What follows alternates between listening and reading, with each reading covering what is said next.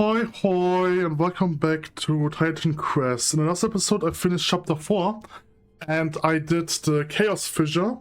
However, I couldn't finish the Chaos Fissure because the boss didn't spawn. So I decided to do it again offline, and this time he spawned and I started the recording so that I could record the boss fight. However, I've got my disk is full error, so I essentially didn't record anything.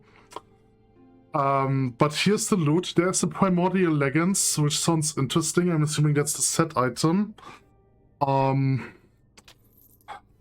have a Delphi bow of falcon, which is a pretty strong item. These items are so strong.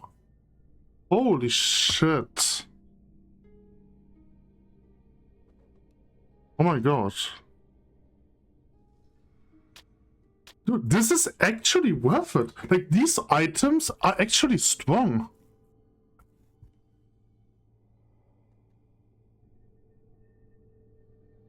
Primordial leggings. It requires it's an intelligent item, okay, but it has such a high stats. This item is actually crazy. This item is okay. It has really high base damage. Like, these items have such a high base damage. These items are actually on my level, and like the items that I have right now are not on my level, which is interesting. Like, it's not that I'm weak or anything, it's just that these items are crazy. And like, to be fair, both of them are dexterity item, and I don't have a dexterity build, so I can't use them. That is, like, the loot in this dungeon is crazy. Like, the whole dungeon felt not really interesting. Because, like, the mobs, like, they were low level, they didn't give experience, but they did good damage, so it really felt like it's not worth it. Oh my god, and there's even more. It's a level 44 item. Okay, so these are high level items.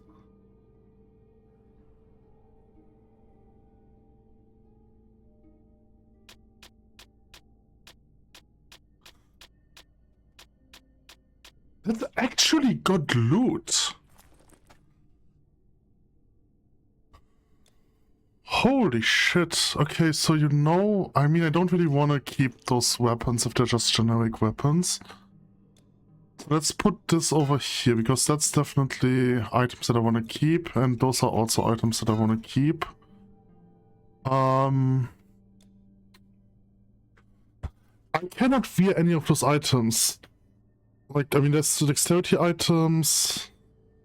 Oh, I did... This is a strength armor, but it requires 600 strength. Holy shit, just look. Like, this is actually good armor.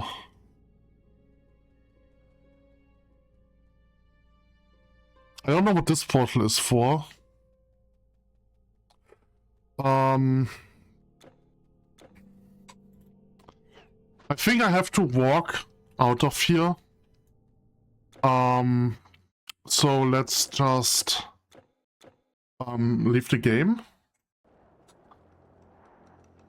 and then start it. That's a crazy good loot. I've never seen that much loot. I like that good loot. Like, I have some good loot on my any character, but that's like nothing compared to what this gave me. Like, I have a violet, or like a legendary item, which is the magenta or whatever color on Annie, and it's not that its stats aren't that good compared to this item, to what I've got here. So that is crazy.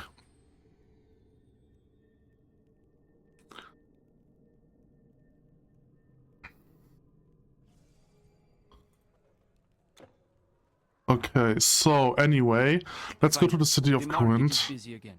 Almost too busy. A cart nearly rammed into my stall. Can you believe it? That's a crazily good item. So much armor. Like, the damage of this weapon is so high, it's like 42. I mean, I can't really wear any of those. I can wear the shield, but only because of the reduction.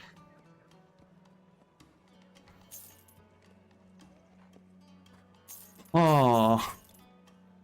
I mean, it kind of looks like I didn't get anything for... Like, I only get one strength-oriented item piece. And, like, the rest is intelligent. Like, that's an especially good item. But it's also for a much lower level. Well, oh, okay. Well, oh, okay. Okay, so now I have to talk to everyone here. I brought goods imported from the island of Zante. Okay, we will ignore this for now. Oh yeah, and also we got this 24/7 to all pets for level 35. Holy shit.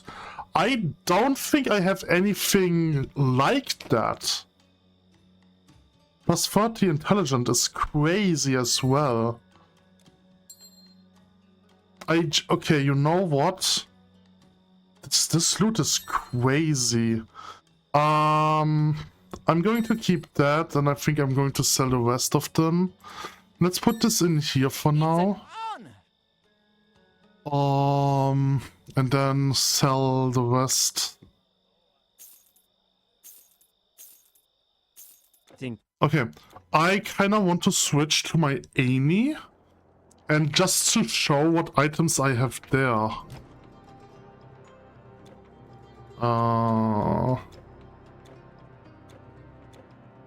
Okay, Amy. So Amy is level 50 because I've overgrinded with her using the mod that increases warps, mobs, and experience points. Crazy, all I had to do is just a Chaos Fissure. Like, the Chaos Fissure gives such a good drop. So where am I? Oh! Okay, this is... Okay, so, sorry, I forgot about that. Okay, apparently I'm already in chapter 5 with her, so I actually beat the, I don't need to teleport back. Right? Like, I have the Battle Mage robe, which is a pretty good item. It's a, okay, never mind, I do have high damage stat items, it seems like.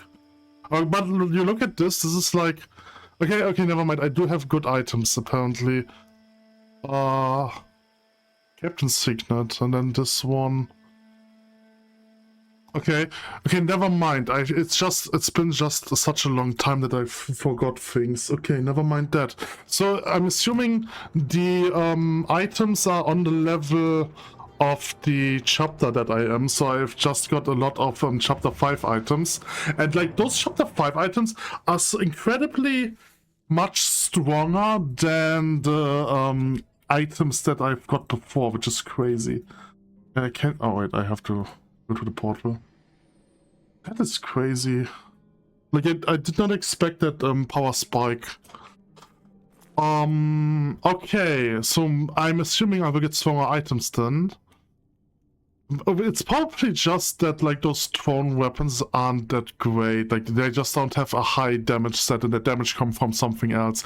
Yeah, the damage probably comes from the attack speed. Okay. Alright, so let's go to the north. And let's hear what the people have to say.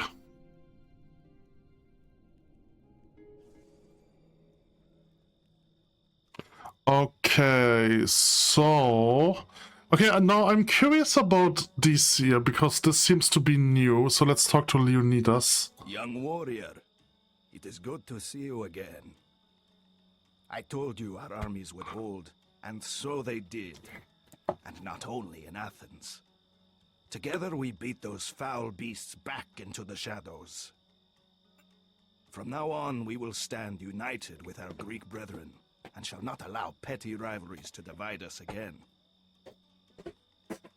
What happened to Passaron is a tragedy, and the land still needs brave soldiers to keep it safe. Spartan discipline will be called for again, but right now we can take a moment to honor this victory, and those who fought to achieve it.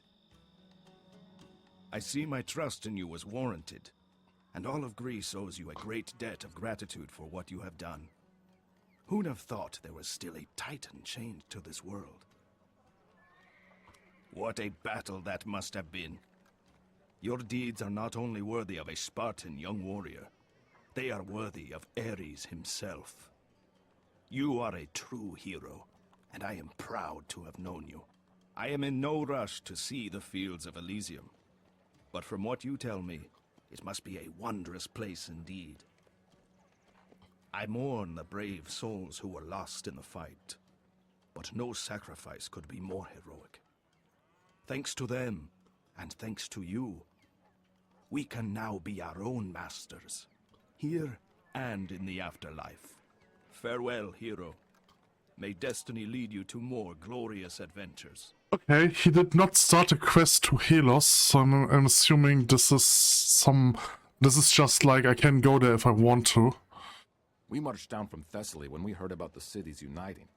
If even Leonidas was able to overcome his pride and make his contribution, then this was clearly important. So we could hardly sit back and not be involved. And we were right to do so. Now that the battle is won, strategoi and politicians from all the states are meeting here in Corinth to negotiate the details of this new Greek alliance. We convene in the Acropolis, a fitting place for a meeting of generals, not far from the Temple of Aphrodite and her lovely priestesses. Personally, I wouldn't mind making that the location of more regular council meetings. Yes, those creatures were nasty. Whatever they wanted. But I'm not one for myths and legends. People say the gods abandoned us, but I'm not so sure they were ever influential in the first place. It is gold and iron that shapes this world, not prophecy and destiny. Go on then, Titan Slayer. Okay, so... Hi, Persephone. Thank you again, hero, and good luck. I'm assuming this is Demeter then, if this is Persephone. Welcome, traveler, to the shrine of Demeter and Kore. Okay. It seems appropriate to me that Demeter was one of the first gods known to mankind. Her gifts of harvest were apparent even to the earliest people, and yet so much wrong was done to her. Have you heard of the Eleusinian mysteries? They say old Eleusis was overrun by skeletons. It sounds dreadful. I don't like the way that Thessalian general is staring at me. Let us pray now. Okay. Ah. Okay, so I kind of want to Google what Helos is. Titan Quest Helos.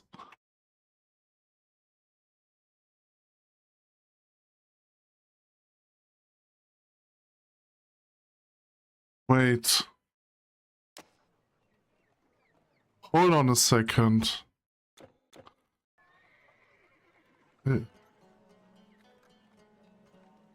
Wait, is this... Does this lead me into the new... Okay, this is new, but I'm assuming right now that this lets me into the new, game. Hold on. Portal to Helos is it called, right? Yes. This is... So this wasn't here before. Ah, Portal to Helos in Corinth. Why?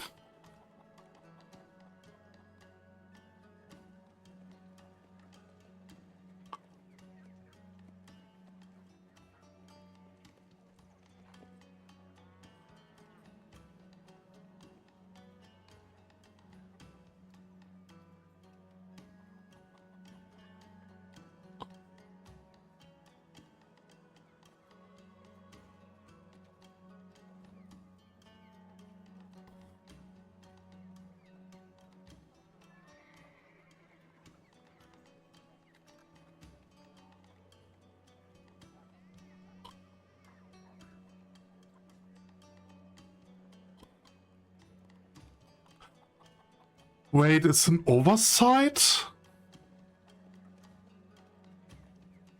This is interesting. This wasn't here before. But now it is.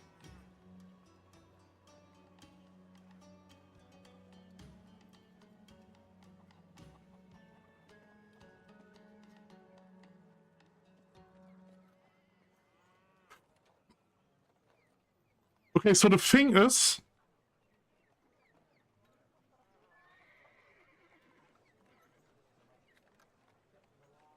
Okay, I'm not exactly understanding why this portal is here. But the thing is, if you create a character at level 40, right? So an accomplished hero character, you will start here. And you essentially, you are locked out of everything that came before. Right? So I'm assuming this portal is here so that you can do the stuff. But the thing is, you usually get like all these skill points that you get through quests anyway.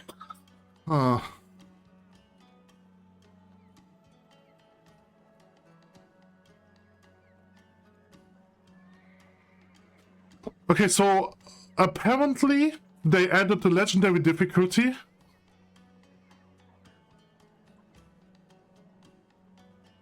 So this is apparently for the legendary difficulty. They introduced it for the legendary difficulty. I did play the game before the legendary difficulty was introduced. So I'm assuming that I haven't been here since they introduced the legendary difficulty. And what this essentially is, if you start on the legendary difficulty, which is the highest difficulty in this game, and you start here, you cannot go back and do like all of this. Like, you can only do the north. This is the only thing that you could do if you start here. So I'm assuming they implemented the portal so that you can go back to Helos and play the campaign as a legendary character. However, this this comment says, so I'm just going to read what the comment says. 99% sure that that's not the case, and they just didn't understand how to make certain portals appear on X difficulties, so they left it in. They purposely locked previous acts on accomplished hero because if your character goes back and does the campaign, you will earn legitimate skill attribute points and even extra resistance reward that you can never get as a level 1 starting character, right? Like, essentially, if you start a character as an accomplished character, you get you get any quest reward that would give you a permanent buff that you would have gotten through just playing the campaign, right? Like, otherwise it would be unfair for an accomplished character because you would have less stats than a level 1 character, right?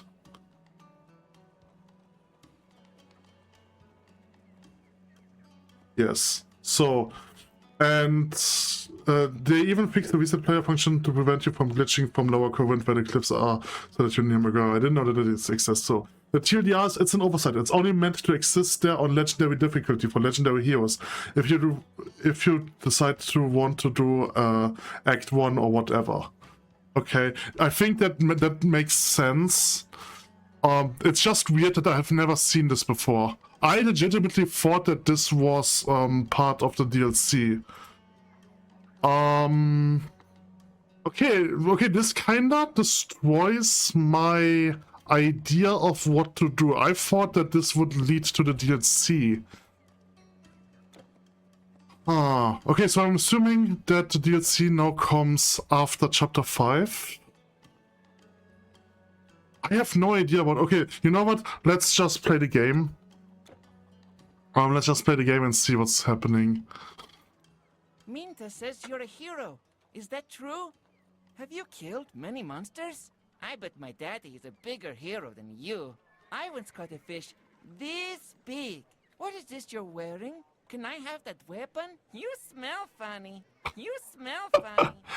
Okay, so we have Ariston, an oligarch, and more oligarchs. Hi, my friend. I'm organizing the festival, and what better place for holding it than our fine city? Good food is still a little hard to come by, but I think I can lay my hands on some pheasants and partridges. You should join us for the feast and recuperate after all the troubles. I'm sweating, which is why I want to have the window open, but I can't have the window open because the streets, like the cars on the streets, are too noisy. So I guess I have to sweat. We do live in a central location, and not only between Athens and Sparta. Everyone who is going from the Peloponnese to the rest of Greece travels through here on land. And anyone seeking a quick route between the Aegean and the Ionian seas goes across here with their ship. So, you could say, we're used to entertaining guests. Corinth is in a really interesting spot in Greece. It's really interesting. Unfortunately, if you like in what's the game called again that I like to play? I can't. I'm so bad at remembering names. Imperator Rome. Unfortunately, playing Corinth isn't really an option in Imperator Rome because the Diadochis wants to fight over you, so there's just no chance for you to survive. Have you ever been here for the Isthmian Games? They're always very exciting. I should put up some more tents to shade people from the hot sun. Enjoy yourself. Greetings, citizen. As you know, we aristocrats are always happy to listen to the concerns of the public, but the conference, festivities, and other matters are keeping us very busy. You must understand, so please, be quick. Wait, you are the champion who defeated the generals of the monster army? This is an honor. Representatives from various cities have mentioned your name, how you have helped them all during the crisis. We hadn't received word that you would be here today. You should be included in the proceedings. Maybe you could hold a public speech. Let the people see their hero. By the way, there is something else you could help us with now that you're here. We wanted to avoid causing unnecessary alarm, but just a few minutes ago we received a report of turmoil in the northern harbor of Lekion. A dock worker spluttered something about sea creatures raiding a storehouse, and the guards are looking into it. But could you investigate? It may be pirates. We've had some trouble with them before, and now that trade is thriving again, they may be back, although they generally stay away from our docks. As I said, we don't wish to cause any panic on this important day, so I would kindly ask you to be discreet regarding the matter until we know what is actually going on in the harbor quarter. Please, hero, investigate what is happening in the harbor quarter and see if our guards there need any help. Please, Okay. hero. So... And then over here is also some stuff, but this is for later. The rich citizens and generals may be celebrating, but we simple folk are still feeling the after effects of that plague of monsters. Who is going to replace our cattle or the supplies that were lost? I'll probably stay in the city. My farm has been burned down and my tools stolen, so maybe I can find some work here instead. I don't want to complain. I'm still alive, and they're even issuing us with free food. But it's hard to lose even what little you had. Moreover, the land isn't safe yet. Some of these beasts are still roaming around, especially centaurs, who seem to have been indulging in robbery and pillage. Ah, never mind me. Okay. Oh, I think I've spoken to everyone on the marketplace. I have spoken to the old man in the beginning. I want to take this rebirth one. Okay, so I'm supposed to go this way. Hail, hero. It is most fortunate that I should meet you here.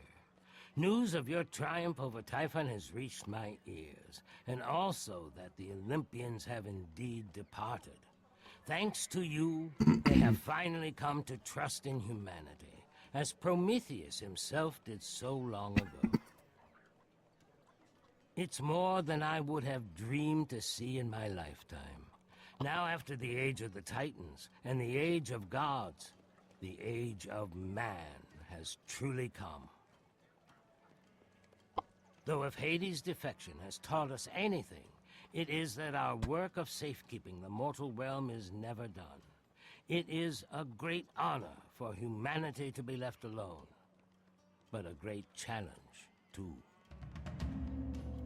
We Prometheans will stay watchful in this uncertain time of change. From what I hear, some of Poseidon's former subjects are trying to take advantage of their newfound freedom already. Our agents had lost your trail in the Exian woods after Medea sent you through her portal. The sorceress keeps a lot of secrets. even from her own acolytes. But even if we had known, it was fortunate you encountered Callicrates. His methods have always been unconventional, but certainly effective. General Leonidas approached me in Athens after our last meeting and asked for my advice. He has little patience with history and lore, but his bold commitment has been very helpful. Keep safe, hero. Know that wherever you go and wherever she may be now, Athena's favor will be with you. Keep safe, hero. Okay. So, here are the outskirts of the city, and here's also the portal to Tartarus. Greetings, hero. Your reputation precedes you. Ah, your thirst Yeah, for knowledge. of course we've already did that in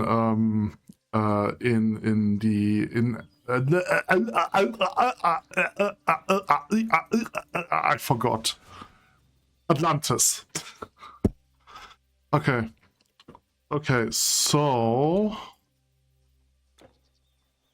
alright. Ariston says what? Well, I suppose the boys could do with some help. The struggle is still going on back there. Go ahead. Okay. Hello.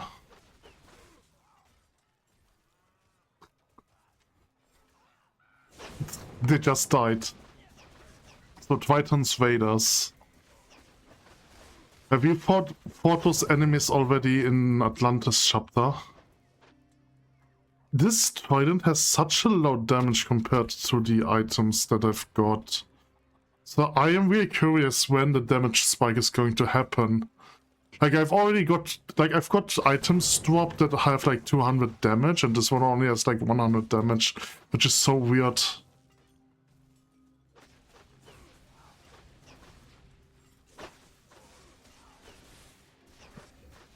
I have to check what level this item is.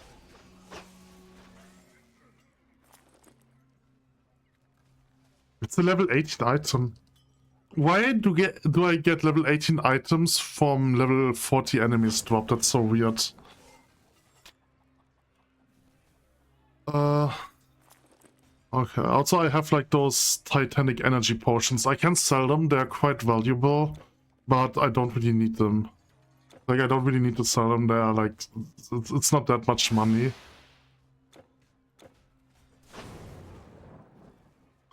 Okay, this is the outside, this is where I have to go, I think so.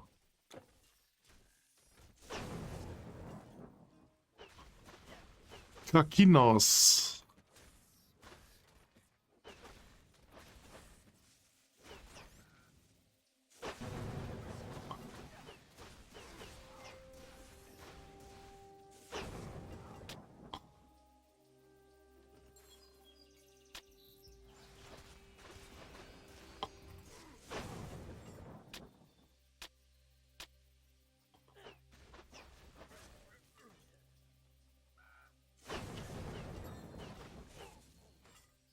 Okay, I'm just going to collect some items because I need to check how strong they are. But like I said, it's not that I think that I'm too weak, I'm just curious when the damage spike happens.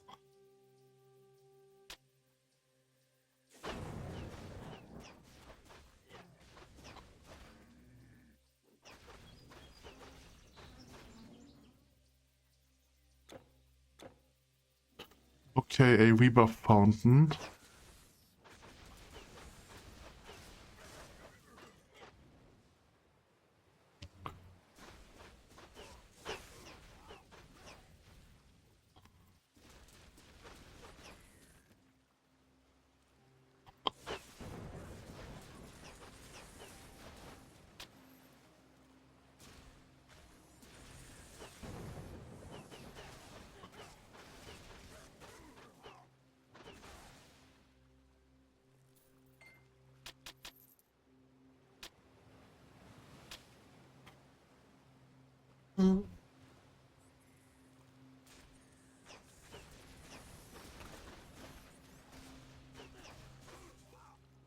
I should also have looked at the shop. Kirtles! They've brought a monster! In the harbor! Yes!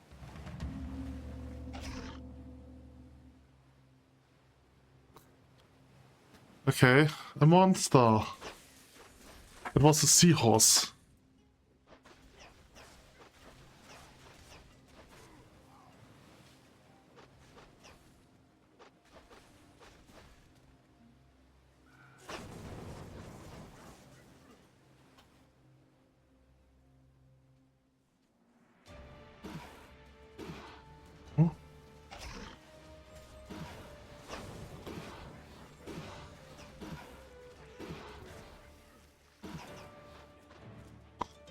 Hello. Focus the Kitos, okay. Am I actually supposed to fight him here? Because I don't remember. There's a level 15 Corinthian guard. Okay, this is what I remember where I'm supposed to fight. This is locked. So this is the chest.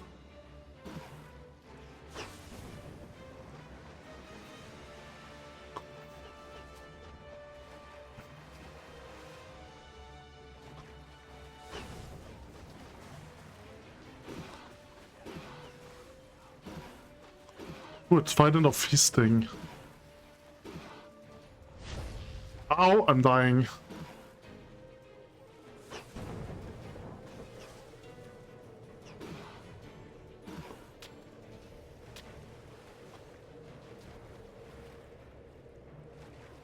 Ow, he stunned me.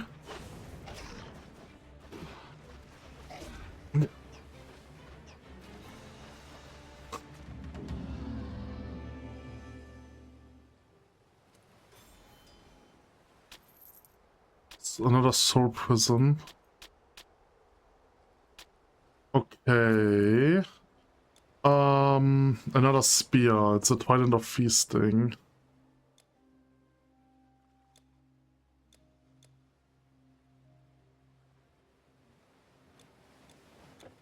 Okay, nothing really interesting.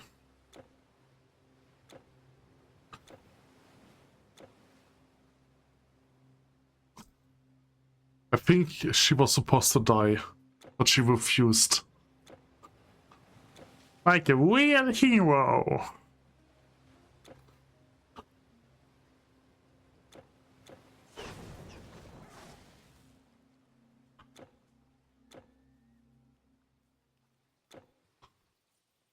Okay.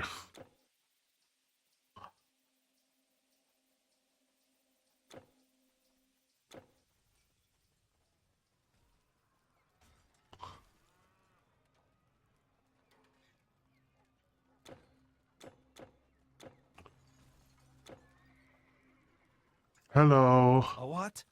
You're kidding me. Well, it's a good thing you killed it then, warrior. I wouldn't have liked to face that thing. Go ahead.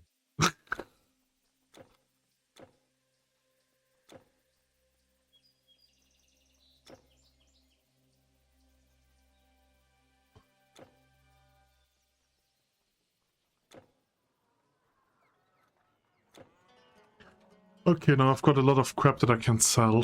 Finally, the market is busy again. Almost too busy. A cart nearly rammed into my stall. Can you believe it? I mean, so this armor is pretty much underleveled. Sense of order. Oh, this is some new stuff. Yes, bye. So I'm assuming there's now a 6th chapter then. Hi, my friend! Okay, I've already talked to you. Those Tritons brought a sea monster? Astonishing. In the name of the city of Corinth, we thank you, hero. Truly, the tales about you are not exaggerated. Though it troubles me that they would attack us now, when all that madness should be over. If the gods really have abandoned us, it seems we humans are not the only ones to be left to our own devices. We can only guess at what is happening in Poseidon's former realm. Hopefully, this simply means that, in a time of political upheaval, some of them turned to opportunistic looting just like humans. Then, they were nothing but dirty pirates after all. We will have to stay vigilant, but for now at least, the city is safe. All of Greece is in fact a safer place thanks to your efforts, and I think we can handle things ourselves now. It is unfortunate that the harbor was destroyed, but even though there may be a slump in sea trade, the docks and triremes can be rebuilt. You may know that our city has another small port on the coast at Kitsundere, not too far east from here, where the trade ships are loaded again after passing over the land bridge. We understand if adventure calls you to other places, but you're welcome to stay for as long as you want as our honored guest. We understand if adventure... It is easy for him to talk about the destroyed harbor. Ariston isn't interested in ships except when he goes on pleasure cruises. But I could do without yet another obstacle to consume my trade revenues, as if those bandits weren't enough already. You see, as soon as those monsters started retreating, all manner of filthy brigands emerged from their hiding places again, exploiting the chaos the creatures left behind to claim new places for themselves on the roads and passes. One particularly annoying group that follows an outlaw called Skyrun has established their domain on some rocks on the Suronic coast, overlooking the road to Kenkriai. They hide or entrench themselves when seeing a contingent of soldiers, but are more than happy to come down and ambush trade carts and lone travelers. This is where you could be helpful, Monster Slayer. If you go that way, they may not expect much resistance from a single warrior because they don't know who you are. It is dangerous, certainly, but if you manage to lure their leader out and dispatch him, I would make it worth your while. He said Skyrim, and I thought he said Skyrim. An outlaw named Skyrim. Wait, Skyrim what? is not the first notorious criminal Greece has seen, and he won't be the last. You may have heard of Kyknos, who once built a temple of human bones to honor his father Ares, or of Procrustes, who used an axe to make his guests fit the size of their bed. But none of them were on my trade route. You hesitate, hero. Or does the promise of gold no longer excite you? Maybe I can find something more to your taste, if you are successful. You hesitate, hero. Okay. Alright. Oh, hi. Princess of Scandia, Ilva. It must be you. At last I have found you. You are the hero who hunted and slew the Telkinish, the Titan, and now the Ketos. I thought you would be taller. Forgive me. I am Ilva, daughter of Gilfai, king of Scandia in the realms of Nord. My men and I have been searching all over Greece to find you and seek your help. It seems many things have changed since the Titan fell, and the lord of your underworld is not the only one who is unhappy with the emergent rule of the humans. Frankly, we don't even know why they're doing it. Maybe they fear us now, fear you, but our own gods, the Aesir, whom we had always worshipped, are now attacking us. My father's kingdom is in chaos, and our people are overwhelmed and desperate, while Einherjar troops are ravaging the countryside. We cannot stand against them alone. Please, Titan Slayer, fight with us. Journey north of the Alps and meet me at the Celtic stronghold of Glauberg. We can proceed to Scandia from there. Yes. The ship that brought us here should still be moored in the harbor to the east. We sailed down the river Danube, and with the other harbor destroyed, this should also be the best way for you to travel up. I have abandoned my people in their darkest hour, but you are the champion of humanity. The Wolva has seen you in the ruins, and nobody has achieved as much as you. This is why I was determined to find you. Please, hero, take the ship and meet me in Glauberg. I will take a different route in the hope of finding more allies, but I should arrive there shortly after you. Please, hero, take the... So... The rich citizens and generals may be celebrating. Alright, so now I can go this way. And... Come on, boys! Come on, boys!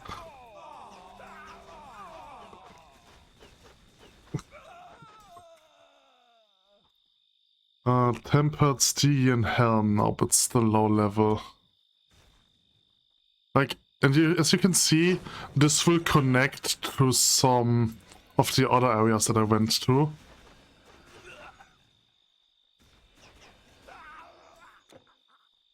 Right, so over here we have the water nymph. Where's this?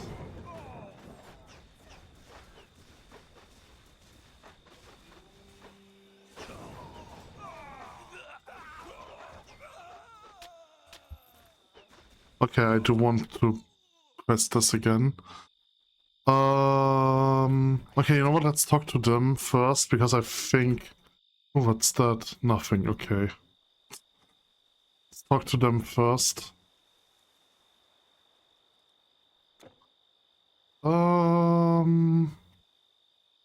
Yeah, you can actually go... So you can actually go on the side. I just didn't discover it. Is this the water nymph? Wait, what the fuck, where am I? Hold on. Right. So this is the water nymph, and you can, like, there's like a river over here, but you can go this way and then you go over here. It's like cool to see how interconnected everything is. I sing now, O muse, of the tragedy of Pyramus and Thisbe. Lovers they were in distant Babylon, their houses separated only by a wall, and yet forbidden to see each other because of a feud between their families. But their love was strong, so they whispered through the cracks in the wall about meeting in secret at night under a mulberry tree. But the fates were cruel, and on that long-awaited night, as Thisbe waited at the tree, a terrifying lion scared her away. So all Pyramus would find was a veil she had left behind, and the lion with its fangs still bloody from a recent kill. Believing that his love had been slain, Pyramus threw himself onto his sword, only for Thisbe to return shortly afterward and, finding him dead, kill herself as well out of sorrow. It is said that ever since that day, the mulberries have borne the dark red color of their blood. So this is essentially Romeo and Juliet? Yes, we are pretending to be persons other than ourselves. Dionysus inspired me with a great idea there, I must say. Never have you heard of a greater pair of lovers than Pyramus and Thisbe, and never shall you hear of another one like them. We will be performing in Corinth soon. It will be the highlight of the festivities. You have been to Babylon? One day I am going to take my tour there as well. If you please, we must rehearse now. Rar! Rar! Wah! Was that okay? Rar! I think I've got it now. I think I've got it now. Okay.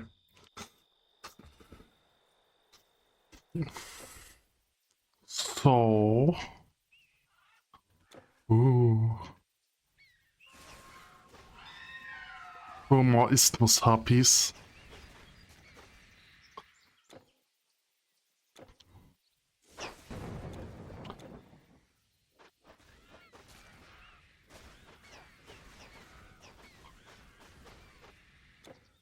Okay, so I think I have to go through that cave.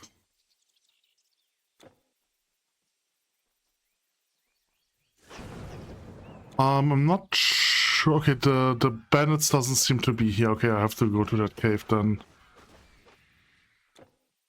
So what's funny is, if you are up here, you can actually say, like, the enemies, see the enemies below there. And so apparently there was a glitch that if you use the there's like, you can press K, which will teleport you if you are stuck. So apparently there was a bug. If you pressed it there, then you would be sent up there. Well, like, that's what I've just read, but they apparently have fixed it. But that's interesting. I didn't know that there was a bug like that.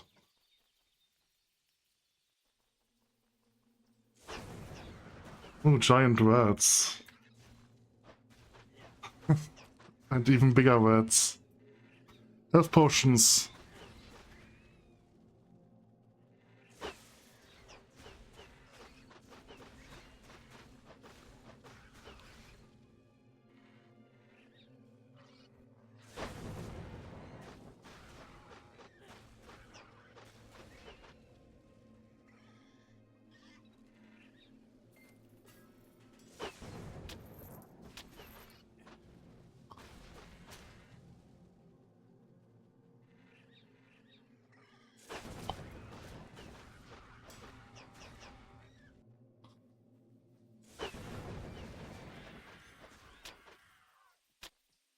Okay, now we are here on the other side.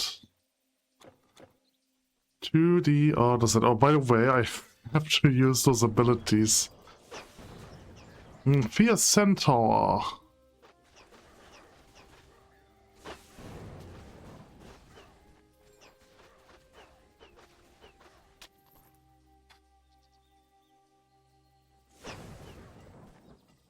Okay, there's another cave.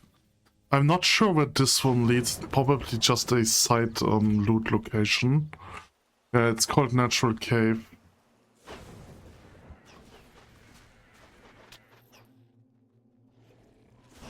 Ah, Great Lemur. Exalted Whale. I don't care. Okay, I can go up and there's some lemurs coming from up. Okay, but there's nothing here. Alright.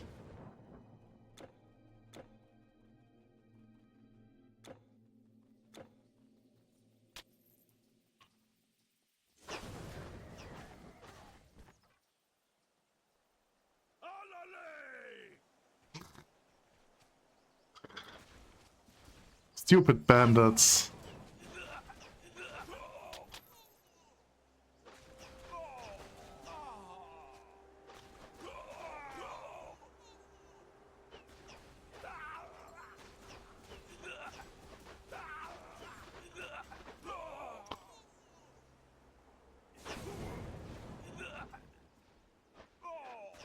I think I've missed the boss. Oh, never mind. So I'm not sure I have... Okay, I have to go up here. Is the boss over there? Don't remember. What's down here? Nothing. Okay. Ah! Oh my god, I'm stun locked.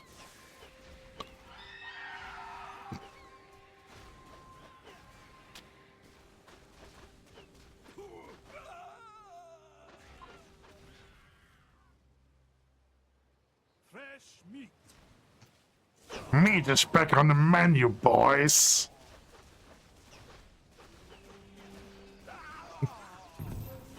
Ooh. Breastplate of Mortar.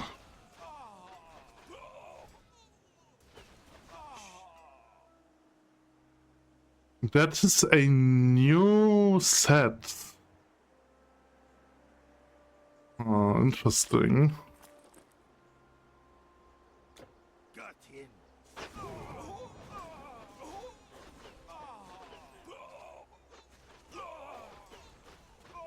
Where's he running? Where are you running? Why are you running?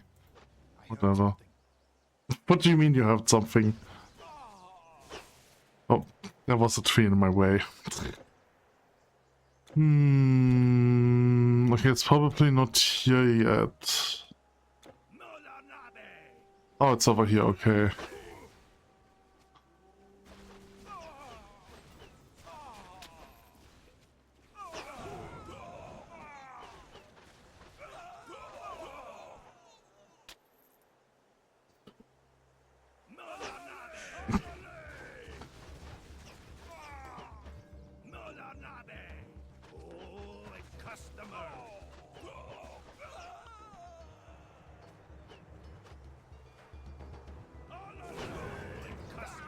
There's the boss. There's Skyrim, the Bandit Lord. Oh my god, he has a lot of HP. Oh my god, he flashbanged me.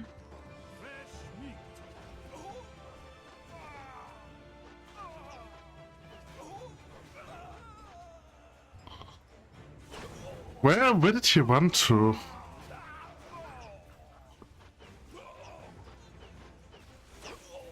Oh my gosh.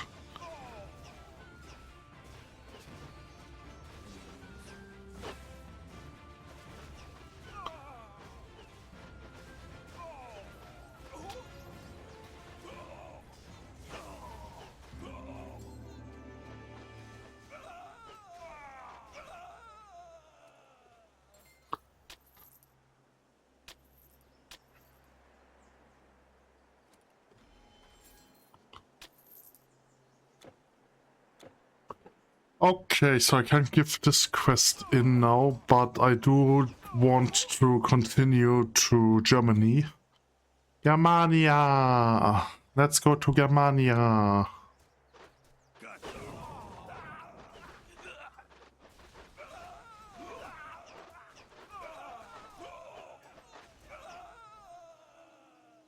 Okay, that's not the right way. Oh great, more harpies.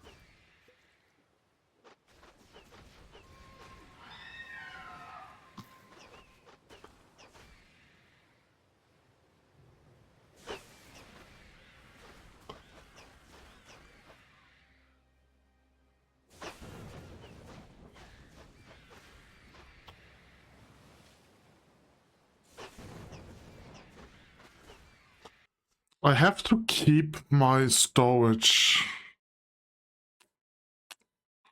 Okay, so the storage hasn't changed yet, which is a little bit weird. Like it doesn't tell me how much space I have free until it's too late, which is kind of stupid.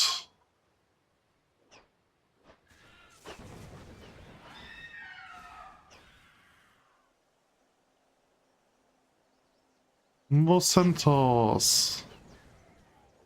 Back. Oh my gosh, what the hell is going on? What the hell's going on? Can someone tell me, please?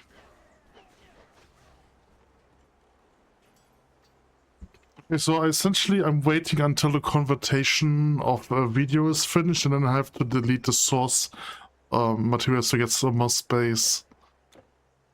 I have too many videos backlogged, that's the issue. Like I had a week, or like almost 2 weeks where I had no internet, and I did record, and I've probably recorded too much. Like the worst part is I still have like 5 Minecraft videos that I can upload, and Minecraft videos for some reason are so huge. Like the unconverted videos are like 20 gigabits, and then I convert them into 10 gigabits, but 10 gigabits is still very large. Again, I don't understand why it's so large. Like if I compare it to my Might and Magic series, like Might and Magic videos are like only like 200 megabytes. Hi. People marvel at the Colossus of Rhodes, but I say the Diolkos is the true wonder of marine engineering. Without it, we would have to sail all the way around the Peloponnese to reach Athens. You see, we load the ship onto this cart in the Gulf of Corinth and simply pull it across the isthmus. It still takes a day, but it's so much faster. The Colossus has collapsed? Smashing a kraken? Ha-ha! At least he was good for something then. Every captain who pays the toll can use this road. It's open to everyone, especially now that the Spartans and Athenians have stopped fighting over it. The track has deep ruts, so the cart wheels follow them, and we simply have to pull the cart along. Have you ever seen such a thing? Yes. That is my ship, the Cassiopeia.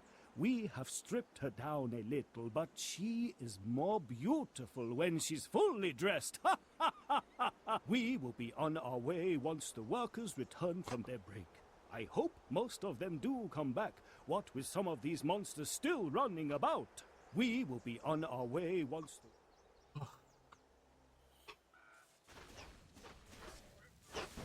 the...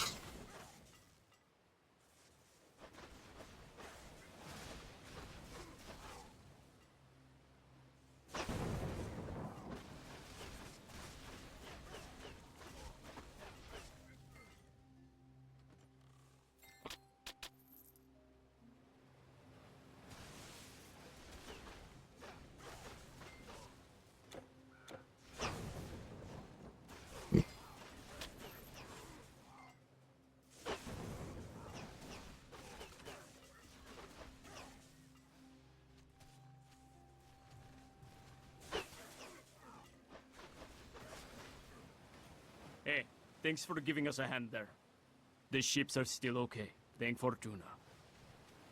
Just down the road. The ships are still okay. Fortuna. By Apollo's grace, I sing today of the great hunt for the Adelian boar.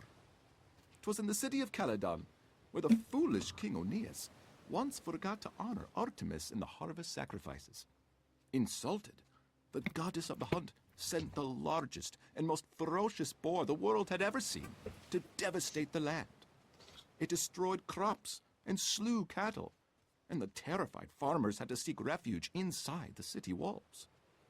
Tales of the notorious monster attracted many famous hunters and heroes from all over Greece who were seeking to win its hide and the glory of the kill. One of them was Atalanta, a fierce huntress, who some said had been trained by Artemis herself.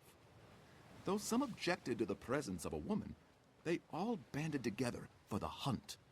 And while it was Aeneas' son Meleager who struck the killing blow, she had been the first to wound it, where many others had failed. It was then, after the actual threat had been vanquished, that their worst trouble started with smitten Meleager offering the prized hide to Atalanta instead of keeping it for Caledon. His proud relatives took offense and stole it, which infuriated him. And so Artemis's vengeance went on as Aeneas' family proceeded to destroy itself in a tragic spiral of killing and revenge. Aww. I am not sure whether our lives would be better without the gods, though knowing they are gone certainly forces us to take more responsibility for our own actions and motives, both good and ill. What became of Atalanta? Oops, damn it. Curious, don't you think? How we humans often tend to unite only in the face of a common threat. And it doesn't always take a vengeful goddess to undo this. It certainly didn't in the case of those bandits. Man can be his own monster. Are boars evil by nature? We see them as bad omens. And if they are a threat, they have to be killed. But they are beasts. So maybe we should try to understand them. I am not sure whether our lives would be better without the gods, though knowing they are gone certainly forces us to take more responsibility for our own actions. Are boars evil? It's curious, don't you think?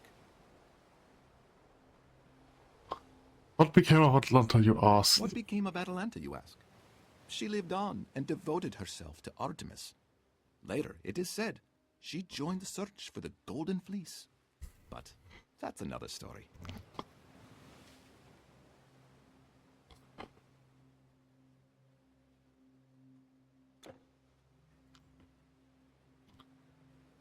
So... Okay, I think that's everything. What would be this? Stranger! We are heading north to the Celtic lands. It would be a long journey for us, but I guess we could use a skilled warrior on board. The Celts are a peculiar bunch, you see. They all wear leggings, like those sissy Persians. But at least they have the weather to justify wearing them. That's so funny. We'll go to the Black Sea, then up the river Danube. The way is longer, but we don't have to pass over land, especially the Alps. I hope you have some good stories to tell. There is one story that the first Corinthians came to be when King Sisyphus grew them out of mushrooms. Similar to how Cadmus had grown the ancestors of Thebes from dragon's teeth. Can you believe that? Mushroom people? Ha! I don't think so. We've just finished loading the ship, so we're ready to go while the tide is favorable. We've just finished loading the ship, Okay. so we're ready to go while the tide is favorable. Okay, let's travel to the north.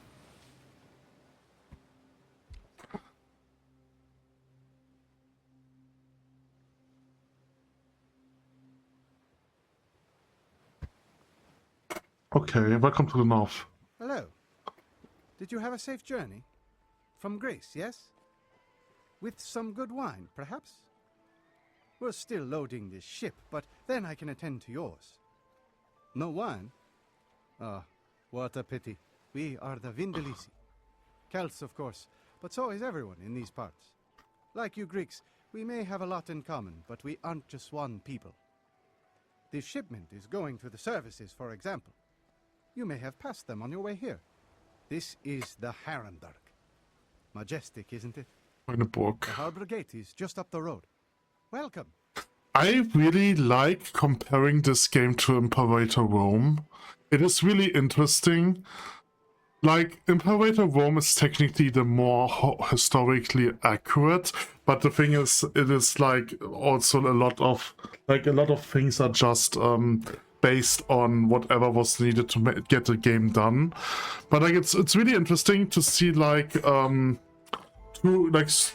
how two games handle historic in their two different games handle the historic in their games. It's really interesting. Here, what did he said? Vendilican or something like this, right? That's also a tribe, like that's a playable tribe in Europa Universalis, in Imperator Rome. Okay, so we have a rebirth one over here. So now we are in Germany. Hooray! I mean, technically, troll people. La la la la la la la la la la la. I mean, it's not exactly Germany, right? Like Germany, like at this point, Germany was like over here. Like this is where German tribes are. Like Germany is like technically today's Germany is like this. So like over here, so like this, but like the German tribes in Imperator Rome's are more like this. So this part is like Celtic people, right? And only Germans are only over here, which is quite interesting. Like it's interesting to see how the Germans have migrated, because essentially the Romans conquered like the Celtic lands, and then the Germans went from over here and like resettled the they colonized the colonizer, you could say. Okay, anyway, so this is not Britain. This is probably, we are probably going to Yggdrasil or somewhere. I'm not sure. I'm not sure how far I've played. I think I've went over there, but that's it. It's like, yes. Ask for directions to Globerberg. Okay. So, right now I just have to go inland. Danube Landing.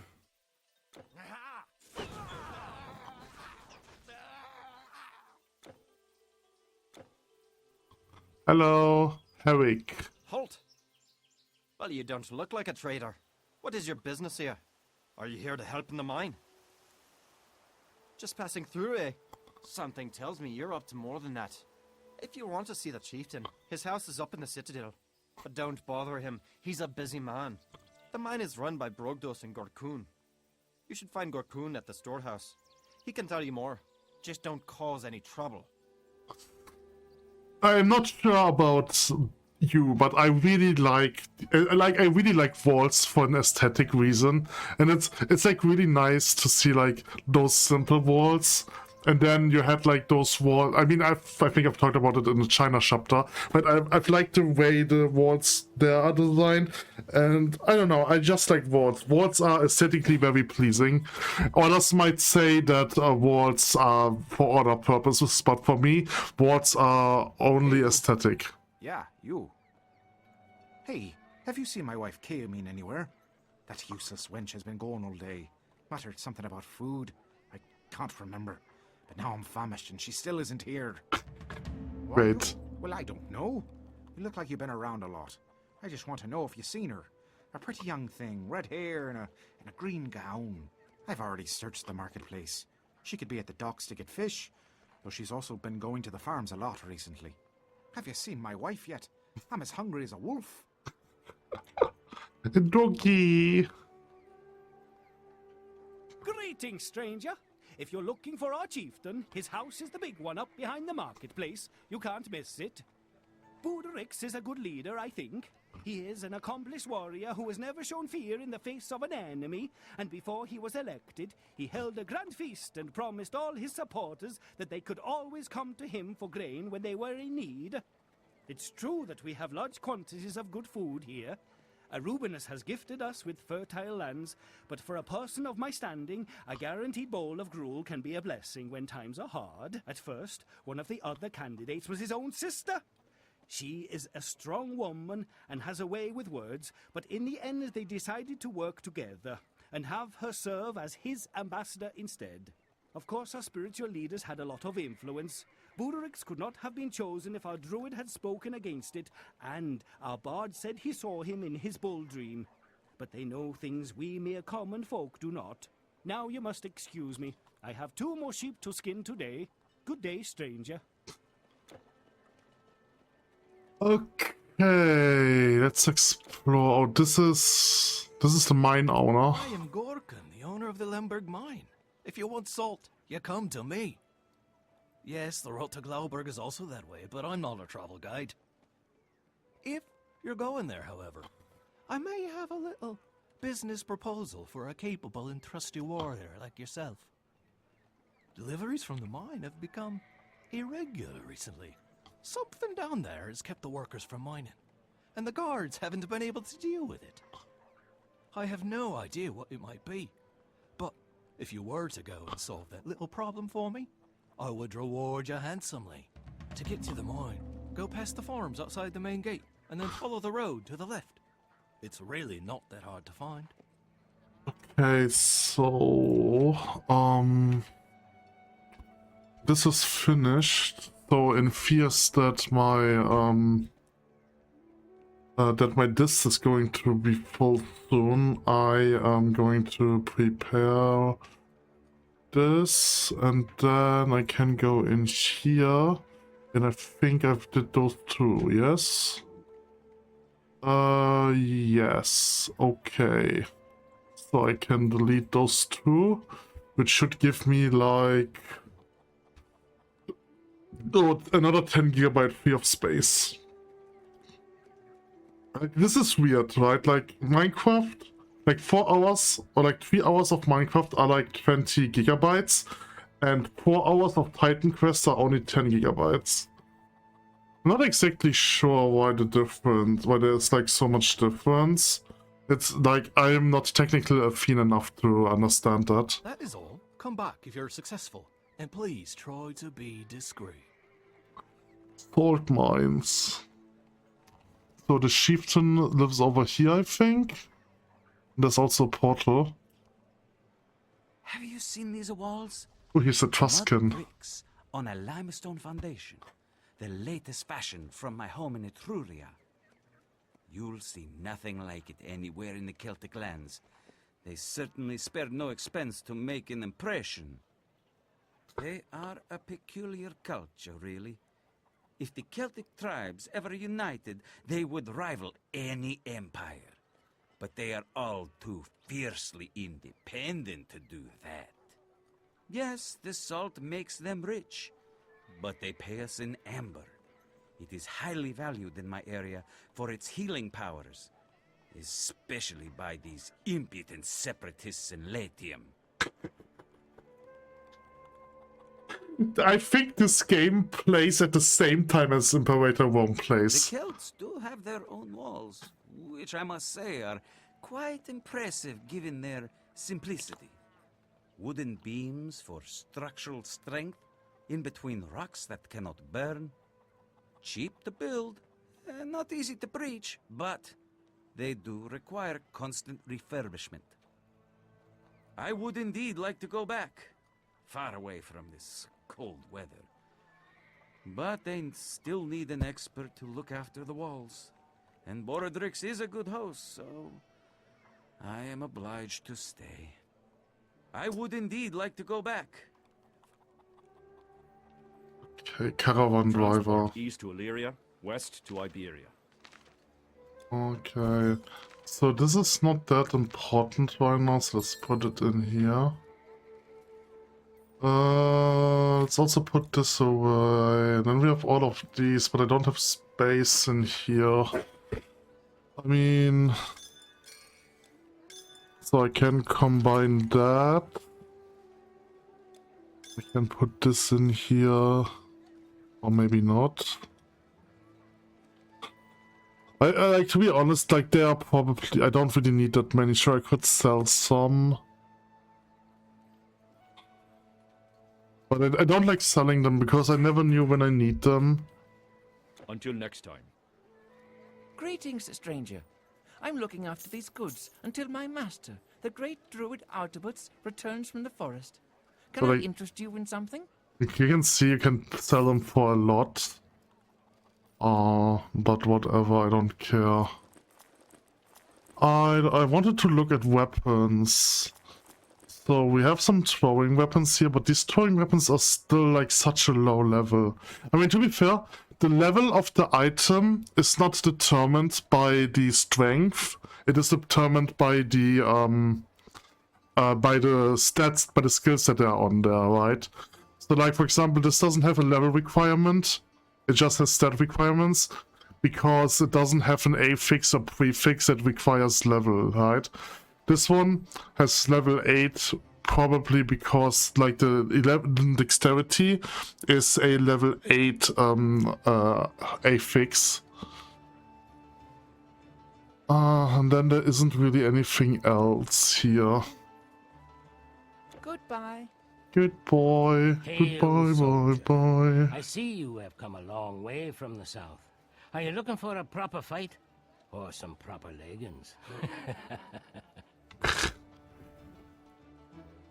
Good luck, soldier. Good luck, soldier. The river is lovely at this time of year, is it not? I love watching the ships come and go, imagining where they could have come from. Above everything it gives to us as a trade route, I sometimes fail to appreciate its beauty. I pray to Danuvius every day that one of the ships will bring my husband back. Brogdos went downriver to the Oppidum of Manching to negotiate prices, but he hasn't returned for many months. Well, never mind. I can take care of myself, and Gorgon manages their business rather well. It's just that I miss him and hope he's well. But everything is well, stranger. I have taken up enough of your time already with my sorrows. I must say, I think like this architecture is really beautiful. They went really well with it. It does like it doesn't really look Celtic, honestly.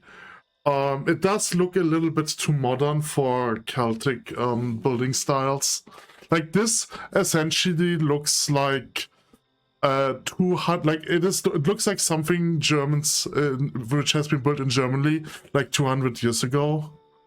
You can find houses like that everywhere. Like especially old farms or old barns look like that. Okay, Bodorix, chieftain. Welcome, warrior. I am Bodorix, High Chieftain of the Vindelici. I have heard stories like yours of strange attacks up in the north, but nothing definite enough to concern me. We have our own problems here, and while the trade is good, those Northmen are our enemies as much as they are our friends. Who knows why their strange gods would turn against them? Maybe they deserve their anger. You're free to go and investigate, of course, although the way is long and dangerous. If you leave by the main gate, follow the road up the mountain in the east. Our sentry at the top can tell you the best way to Glauberg. What isn't there to do? We have the traders, politics, problems with the mine, and then you coming in here. Being a warrior was easier, and I sometimes wish I could be with my nephew Brennus, conquering new lands in the south. But, I'm not complaining. Go, warrior. I have more petitions to hear. Yes, foreigner. I am a bard. A poet, as you southerners would say. A teacher. A philosopher. But most of all, I am a personal counselor to Bodorix, our glorious leader, ever since I foretold that he would be the next king. If he can't spare the time, you can bring any matters to me. But only important ones, please. No, not an oracle. These would be the Vates. They foretell the future. All druids are aware of justice and know the will of the gods, but only a bard can prophesy who should lead. We all have our place and our responsibilities, and can I assume you also have yours? You should respect the power of a well-chosen word, be it praise or satire. Do you know our god, Ogmios. His silver tongue ties to people's ears with delicate chains, so they happily follow him, even where force could not compel them. Remember this, foreigner. Of course I sing too, but not right now. Of course I sing too. Okay. Alright, I think that was everything here. Now, I remember that I've struggled with completing the quest of the Tanner, like I'm supposed to find his wife, but I remember that I've struggled with that. I don't... Okay, I think I have to go this way. This way... I do think the city is beautiful. I wanna rebuild it in Minecraft. Okay, so... I think there was also a side quest over here. Or like at least someone I can talk to. A trader from the north sold me this oryx, and said it could pull a plow twice as easily as our local oxen, and he's really sturdy. Although it is said that their cows produce less milk than ours. I wonder what would happen if I could, you know, encourage them to mate. With Arubian's blessing, I will breed cows as strong as an oryx that produce as much milk as my Magonia here. One can hope at least. I wonder what color they will be. Black or white? Probably just grey. I only hope it won't turn out to be anything strange. You know, like that bull man you Greeks tell tales about. Time will tell. Time will tell. Oh, enemies. Okay, there was no side quest here? Oh, we have furry boars. Oh, great. Because normal boars want, like, some problems enough. Now we have furry boars. I should have said it differently. I should have said it's not like furry. We have... okay, forget about it. I'm too stupid to say it.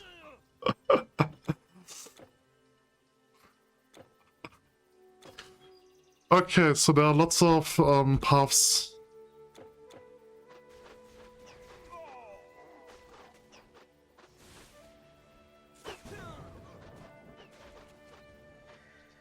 Die already.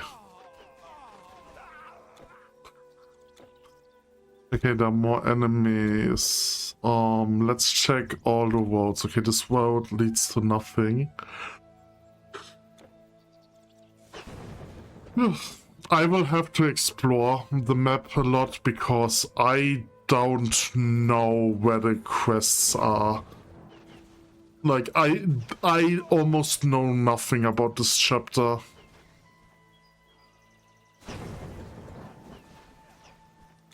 So let's just explore more.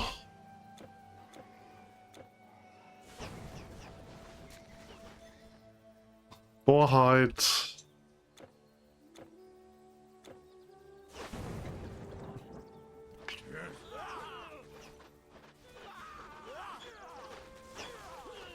Oh, a giant widow.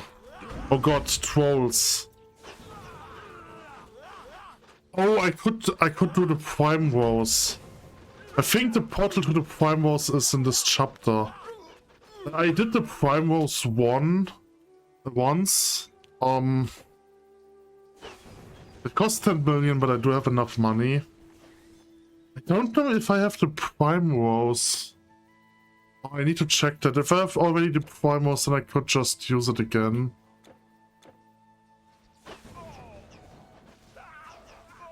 Okay, so this was the path forward, because there was a river fountain. But I'm pretty sure that this is not the path forward, unless I'm confusing it with something else.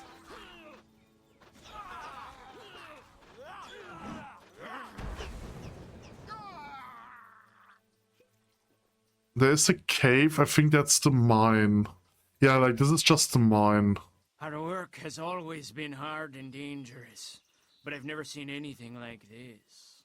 The thought of dying in the mine is bad enough, but to come back as one of these monsters, I'm not sure if I can go back in there again. The Aesir, I know of no such god. I'm not sure if I can go back in there again. The mine is closed. Some kind of horrible curse is possessing it, as if Erikura can no longer control the spirits of the dead. At first, Buried miners started coming out of old tunnels, but they didn't return to work, oh no. They started attacking everyone. I sent in the guards, and replacement workers, and then more guards. But in the end, they came back too. Now nobody wants to go in there. Gorkin is getting angry because he can't supply his clients with salt, but what am I to do? If you really want to go in there, be my guest, but it's a bad idea. I'm telling you. So don't be angry with me when you emerge as a shambling corpse. We're generally very productive here. With the right motivation, these fellows dig a couple of meters a month. And with everyone needing salt to preserve their food, it fetches a good price. I just wish it had been less good at preserving the buried workers. Do what you have to do. We'll be here. We're not going anywhere. Do what you have to do.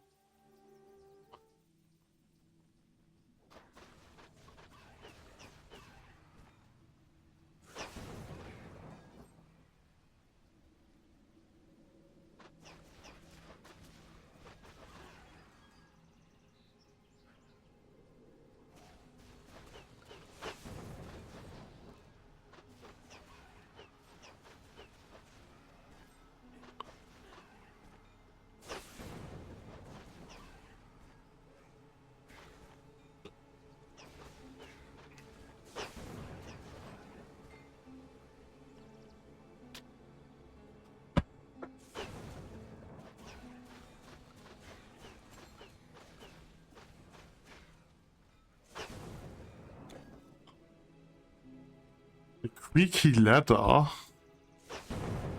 That is new. I don't think I've ever encountered that.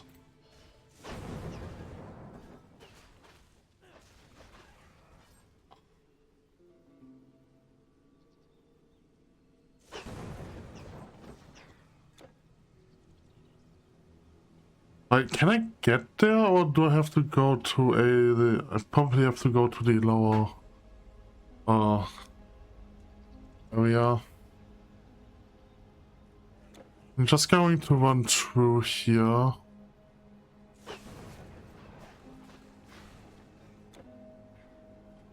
Okay. Ah. This is a vengeful ghost. I have to kill this guy, right.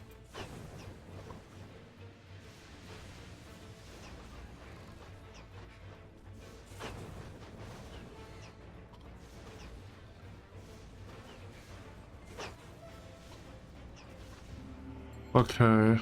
Ethereal orb, an ornate seal ring. I don't remember this ethereal orb. Okay, I didn't drop anything. Alright, let's check what this portal is. Because I don't know.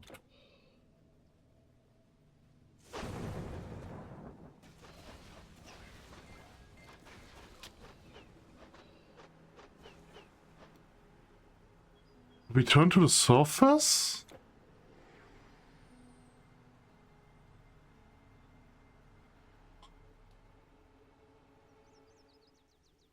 Oh, it was a teleporter. Okay, that's interesting. Our work has always been hard and dangerous. What? Safe? A ghost? Are you sure? Well, you did come back out, so I guess. You should go and tell Gorkin in the city about this. I mean, especially about the working again part. He'll be happy to hear it. And he always has some gold for people with good news. You should go and tell Gorkin. Okay. So before I do that, I want to continue exploring this area and hopefully clear another quest. I will ignore this chest. Okay, so let's go this way first. There's another cave, but it's just a natural cave. I don't think this cave is important, so let's let it be. I wanted to explore this area because I'm not sure if there was something where I could complete the quest. It doesn't look like it. Okay, alright. So I'm assuming the wife is a little bit further in.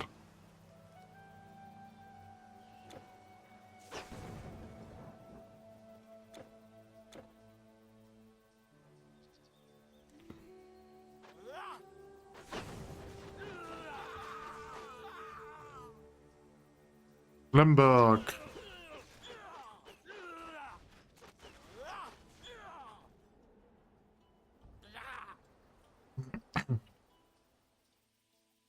There's a camp, but I'm not sure how to get there. This might be important. It could also be just decoration and there's like no way to get there. Okay, I'm assuming there's just no way to get there.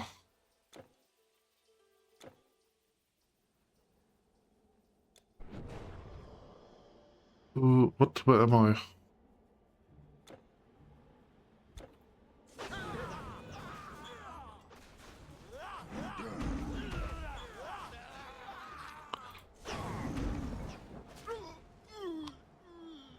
Spoiler, you don't want to get hit by the rocks. Okay, this is just another natural cave with some bears in it.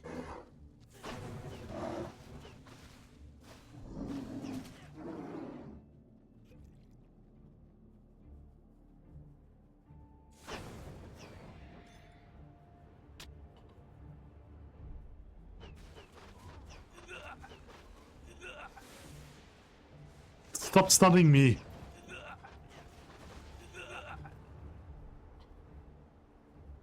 Okay, there's a battle marker.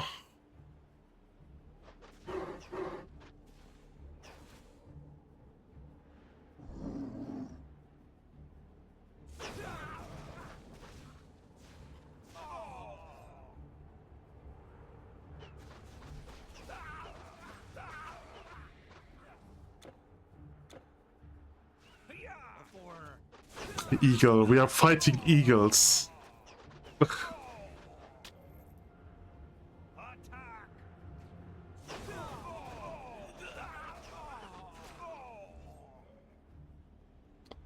Okay, so we have to look out. Hello? You seem friendly enough, but are you sure you want to go this way, stranger? All you will find beyond this peak are vast forests. It's the route to Glauberg, yes, and there are a few tracks, but they're not safe, especially for someone who is unfamiliar with the place. Look at it. If you get lost in there, you will never get out again. Why would you want to go to Glauberg anyway? If you ask me, those Treveri are hardly more cultured than the Germanic barbarians at their borders. Treveri. Well, if you must go, head north and west wherever you can. As this way, you will eventually reach the east bank of the Rhine, which is easier to negotiate than the forest. Oh, and in case you return to the town, you could perhaps remind them to send someone to relieve me. I'm starting to grow roots up here. I should put up a tent against the rainy weather. Good luck, stranger.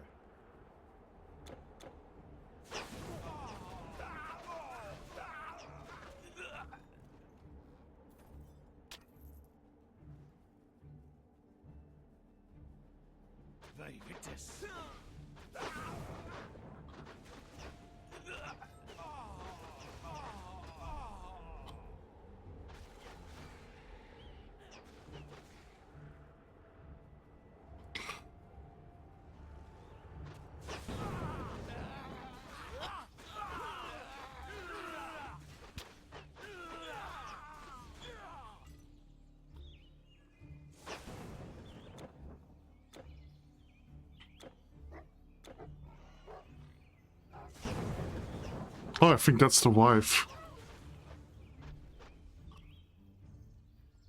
He was helping me sort the mushrooms I collected. He's very good at it, you know. I also have some berries left. I'd better head home then. Oh, I didn't hear you come in. You probably just came for some hunting supplies, correct? I have some here.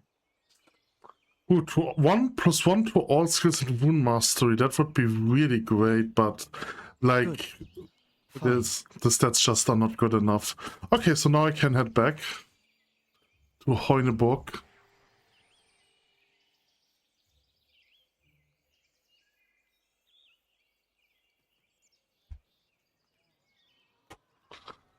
Okay, so let's wrong way. Let's go the wrong way first, and then give in the quests.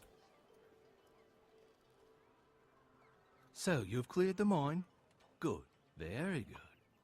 And there was a ghost, you say? What ring? I see. All right, give me the ring as proof. I'll see if I can find its rightful owner, and you shall receive your honest reward. Thank you very much, stranger. You have done me a great service, and I'm known to be generous to those who help me. White gold. Thank you very much, stranger. You have done me a great service, Okay. and I'm known to be generous to those who help me. I can also complete the Skyward quest. Do I have to talk to this guy? She was at the hunter's shack? Certain mushrooms? By Sikelis' hammer, I can't believe it. I love mushrooms. And here I was thinking she was in one of her moods again. Oh, this'll have been worth the wait. Mushrooms. They taste so good. I should have been nicer to her. Mushroom. So do you have anything else to say? Stop by if you come to Hunenberg again. I may have more work for a reliable warrior like you. Stop by if you come to Okay. Hunenberg. So, no, damn it. I've made a mistake. Oops! Now I have to walk there over again. Unless I leave the game and teleport back to the last Vtuber fort that I've Skyrim is visited. dead? Finally! Skyrim is And dead? I even had centaurs! That is... I mean, I never doubted you. I expect the rest of the vermin will scatter without a leader, which means that at least one harbor will be accessible now. Very good. Here is your reward, as promised. Oh, and they gave me a level up. Scroll of Primal Chaos. What? Become a giant that wields the primal power of creation? That's crazy. That is literally just a skill from the defense tree. That is so stupid. Okay, anyway. Alright, I have 5000 HP. And I can max the Rook Mastery out. Nice. Okay, so let's save, reload the game. Because I don't want to walk all the way again.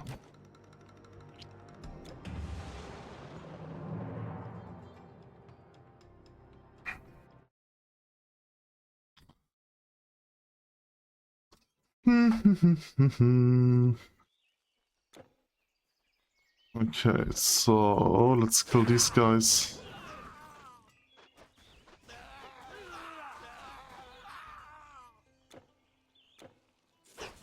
Ah, Forest Creeper, great. I like them so much in Babylon. Okay, I do not want to play that much longer. I just want to go to the full 2 hours.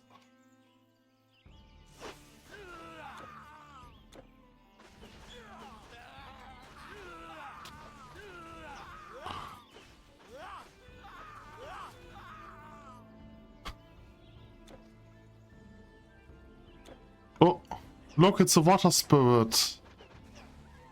And she's dead. So...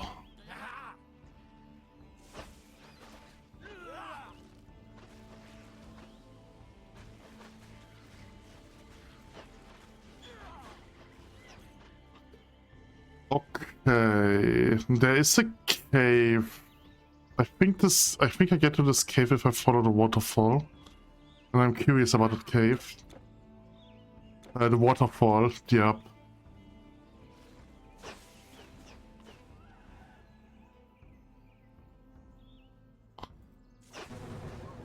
Awoo! Okay, and there's like nothing in here. What did I expect?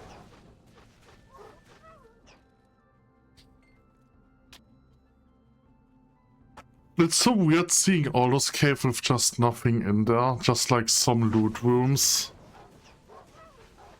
Like the thing is, it wouldn't be weird if those were random generated in the sense of they can randomly appear, but as far as I know, they're like all fixed places.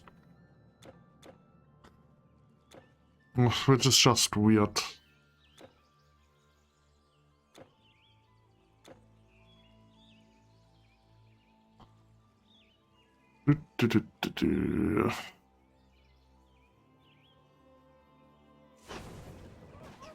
Oh, just want to say this area is really beautifully designed. Like, it's not that Greek or other areas weren't beautiful. It's just that, like, I really like this green color, and I was missing that in like the other parts.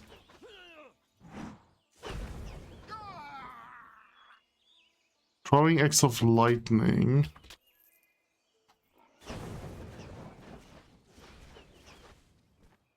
Stone heap.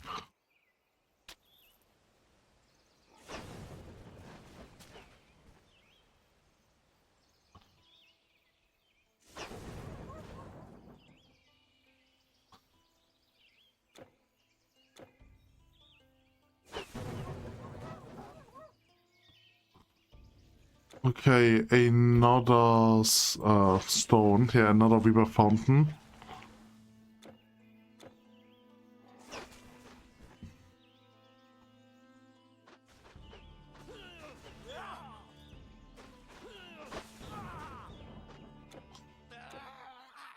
Troll camps.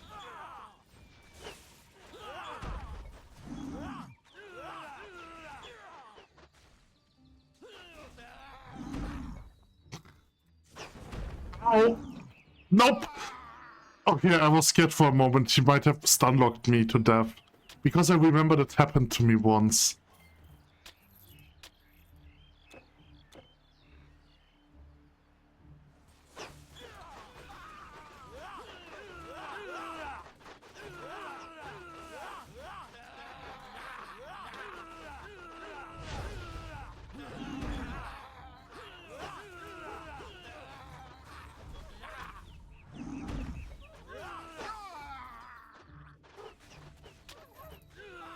Okay.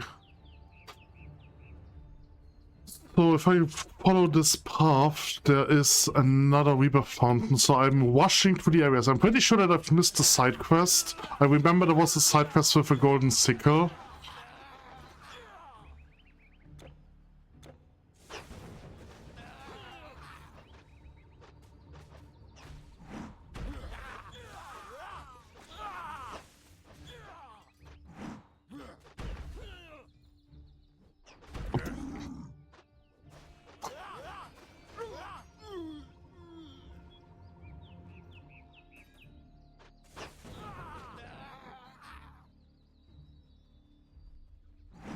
Ow.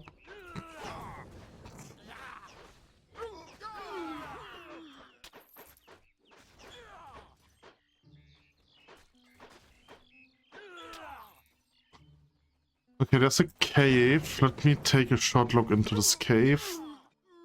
Cave of the Troll King. Do do do do do do do. Oh, never mind. That's the Mountain King. Do do do do do do do do do do do do do do do do do do. It's my it's like one of my favorite creations ever. It's not my creation, but I love this creation. I did not want the Mountain King. I did not want to apply that.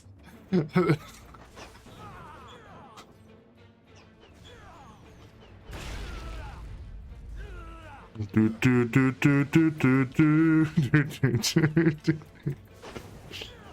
Ah! Oh my gosh, he stunned me. Why are all my... Oh yeah, I've reset the game, I forgot. Oh god, please don't stop.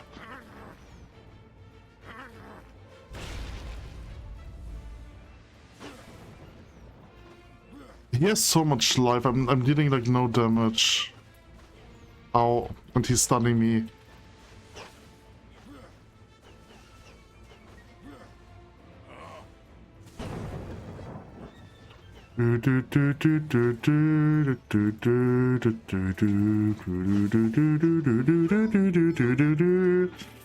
Okay. He gave like no XP. Wow. Golden Sickle. I have no idea where I have to bring this Golden Sickle to. I'm probably missed the guy. I'm just going to continue for now. Do want to continue until the next teleporter, and then I can go to the area again and see if I can find it.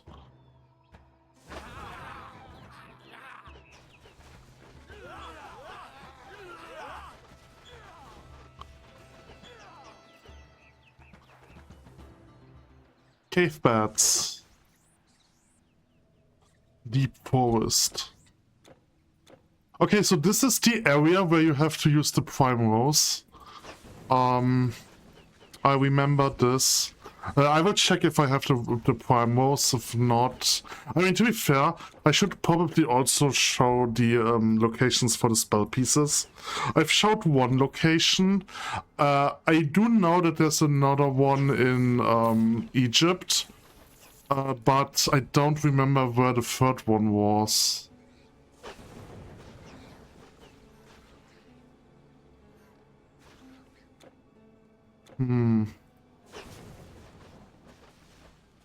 Wood Colossus.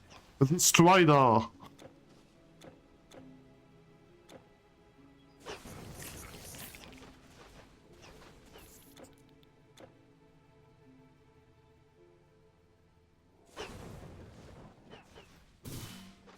What was that sound? Oh.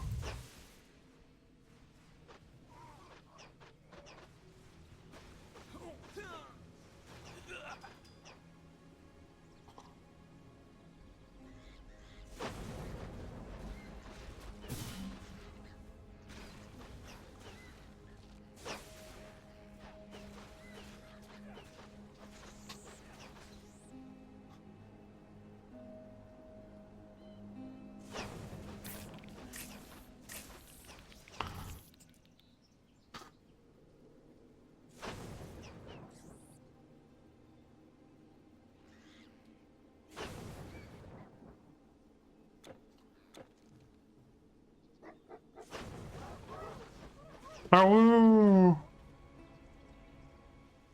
So many awoos! Okay, and I think this is the next city.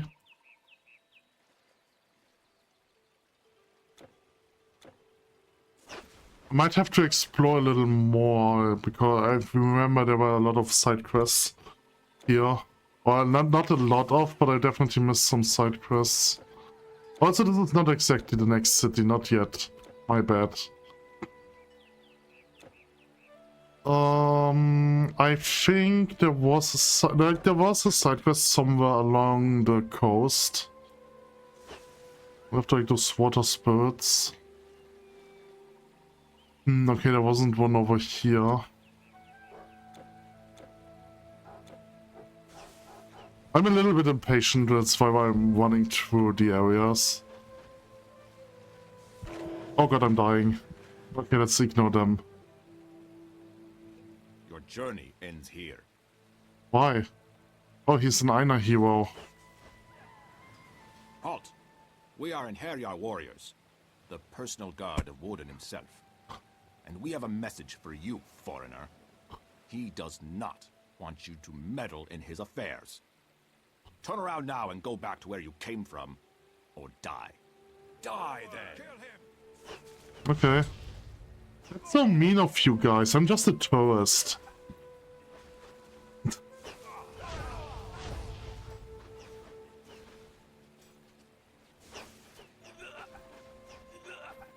Scandian Hammer of Frost. And then we have an Exalted Norse Great Helm. Okay, so this is the point where I'm now getting higher, stronger armor. High level armor. Raven Warrior. I didn't drop anything. Oh no. A Northern Contact. He's dead.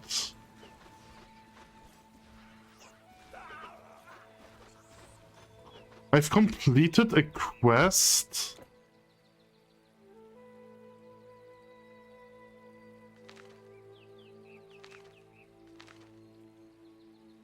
No. Oh, you found a dead Promethean in a cave by the Rhine, most likely slain by the Norse warriors. We also ambushed you there. Fred was inquisitive. I want to hear about this. This is interesting. The golden sickle. You found the golden sickle. It must be of value to someone. See if you can find its owner.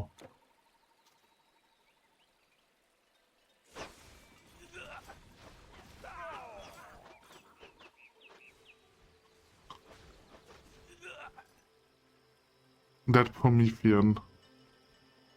Oh, the chest is the wrong way around.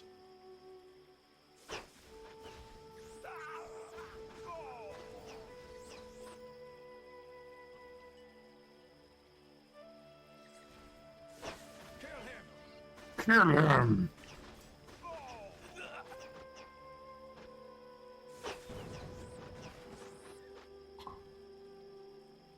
Big mistake. Big mistake!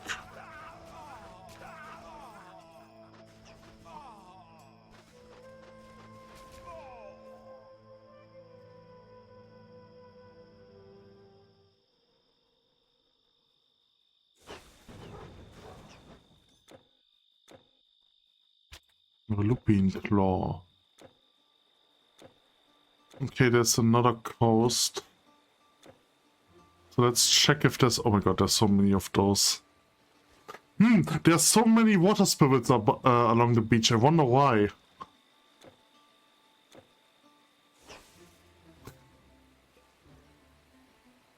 Okay, there's nothing. Maybe I'm wrong.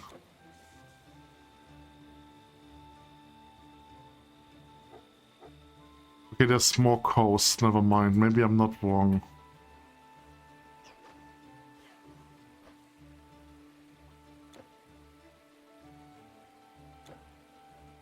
I should probably explore the areas a little bit more.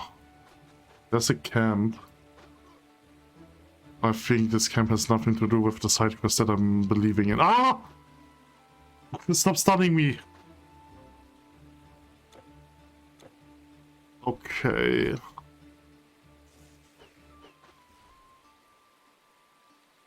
Hello? Go away! What do you want now? Oh, I'm sorry, traveler. I mistook you for one of those filthy robbers. My name is Borbeto.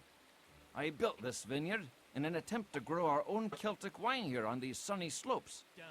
Some people laugh at the idea, and these Ligurian grapes are indeed not ideally suited to our climate. But I believe it can be done. If only those bandits would leave me alone. They sure liked my wine. It has been a warm summer, so just yesterday I managed to produce a first sample. But they came and took it. Everything. The moment I'd finished pouring it in the barrel.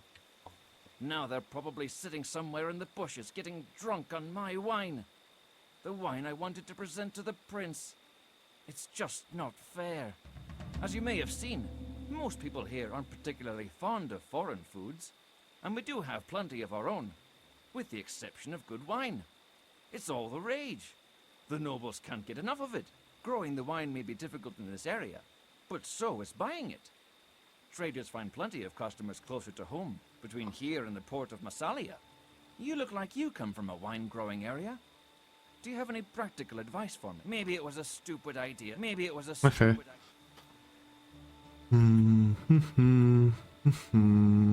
So let's check what's over here. There's a lot of bandits. And sound issues. Oh my god, stop stunning me.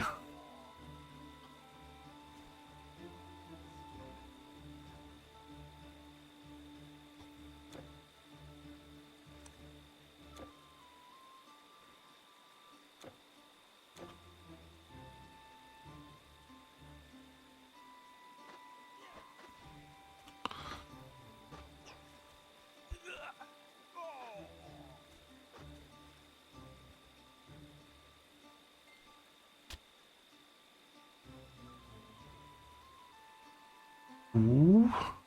So there's a cave over here. I'm curious about that cave. Maybe it's connected to the quest.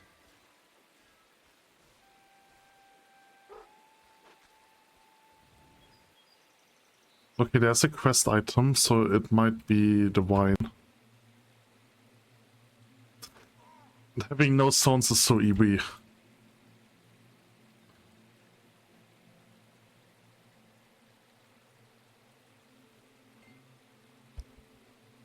Oh, a keg of wine.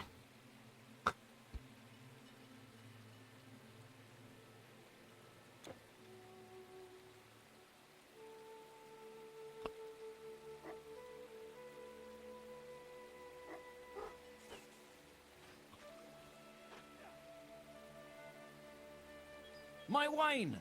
And there's still some left. Oh, traveler, how did you do this? Thank you. Thank you. Please, if you're going to Glauberg, do me the honor and take this to Kunobelinus, the prince's cook, for me. Keep whatever he trades you for it. It is my gift to you. I would just be excited to hear if he liked it the next time I come to town. As you may have seen, most people here aren't particularly...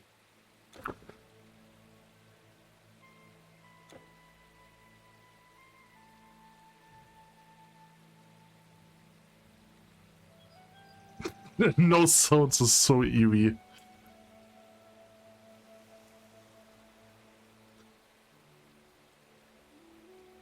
Okay, there's at least the cities over here.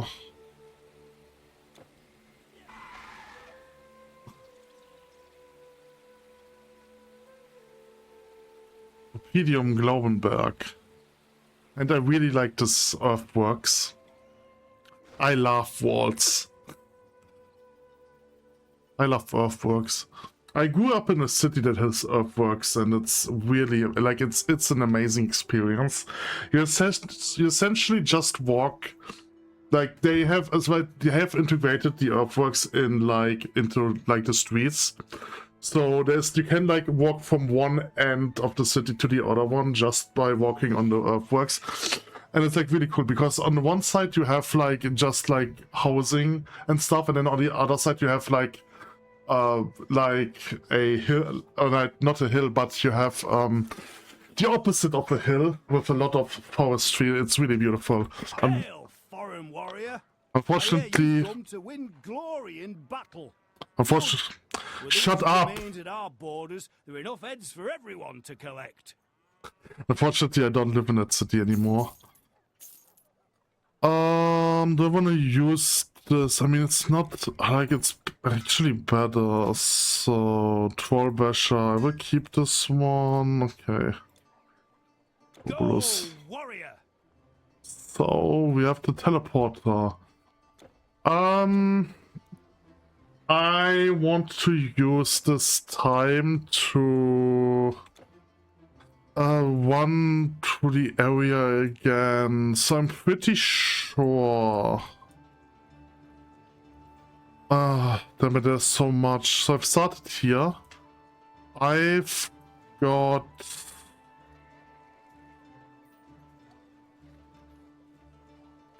I don't remember where I've got the signal. Okay, I will just quickly run. Let me teleport to Heineberg.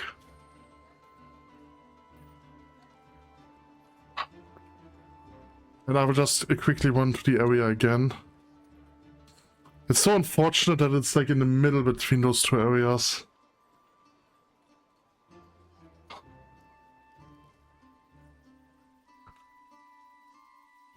Okay.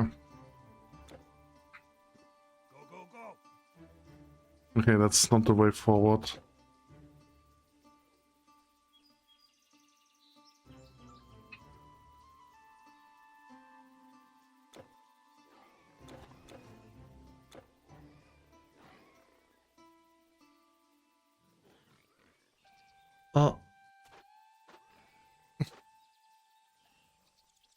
Okay, you know what?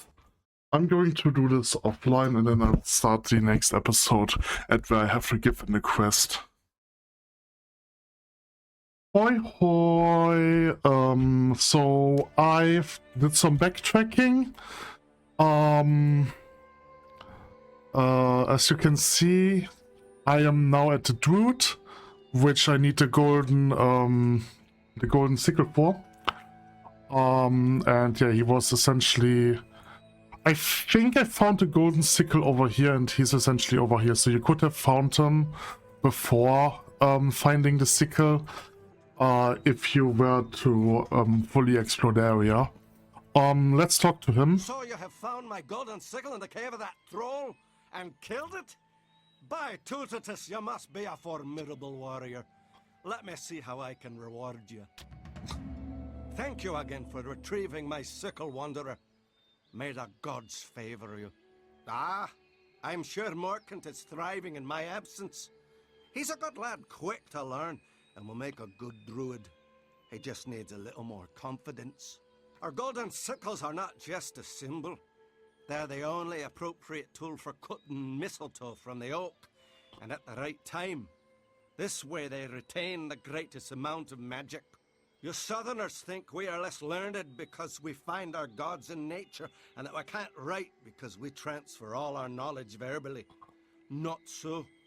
We merely guard our secrets wisely. These Assyrians speak of our gods of the Germains in the north, but they have no power here in the realm of Cernunnos, and they'd better not dare to disturb this holy grove. May Cernunnos watch over you. Okay, unfortunately I wasn't able to listen to his dialogue before finding the golden sickle. Okay, alright. So, there is one more thing that I can do in Covent. I can talk to the leader of the Prometheans, because I found the Promethean watcher or contact in over there, yeah, in the pass. So let's see what he has to say about it. Hi. Traveros was slain? This is sad to hear. He was our only agent in that region. This means you will have to act as our northern agent now, hero. And I can think of no better person. After all you've done for humanity, you have more than earned this. I hereby name you an honorary member of the Order of Prometheus. Traveros was slain?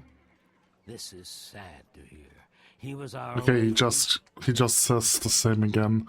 Okay, so I am in Glauberg. I'm not sure how close I am to actually to Scandia. I do remember one more side quest, which has something to do with the water spirits, and I think this is coming up next, but besides that I don't remember anything. Okay, here's Ilva, Princess of Scandia for the main quest, and here we have the cook, where we have to give the wine. Hey, can't you see I'm busy? What, wine? Now that is something else. Let me taste. Ugh. A bit sour, don't you think?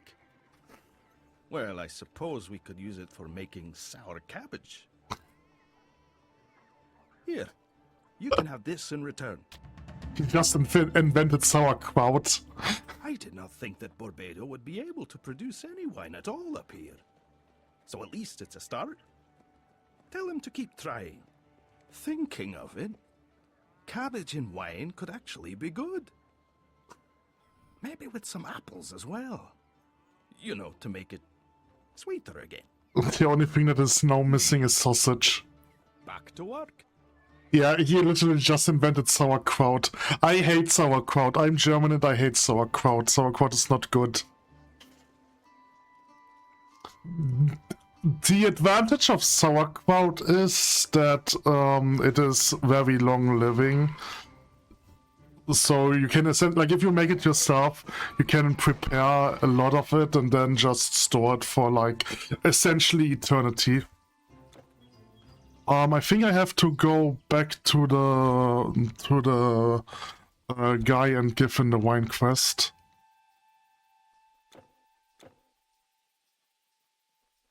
Yeah, so officially we are now in Germany. The map over here was... I don't even know where exactly that was. For conserving cabbage, he said. I guess it could have been sweeter. Well, Thank you for coming back to tell me. Thank you again, my friend. Okay, never mind. I thought he had more to say. I'm not exactly sure what place this was supposed to be.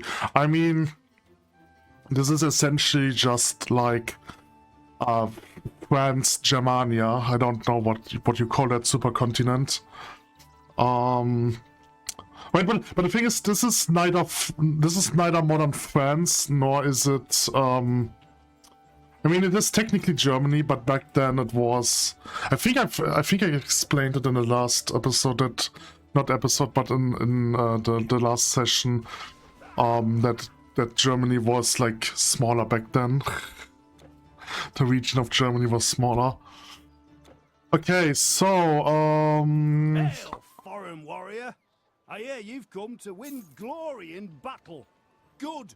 With these Germains at our borders, there are enough heads for everyone to collect.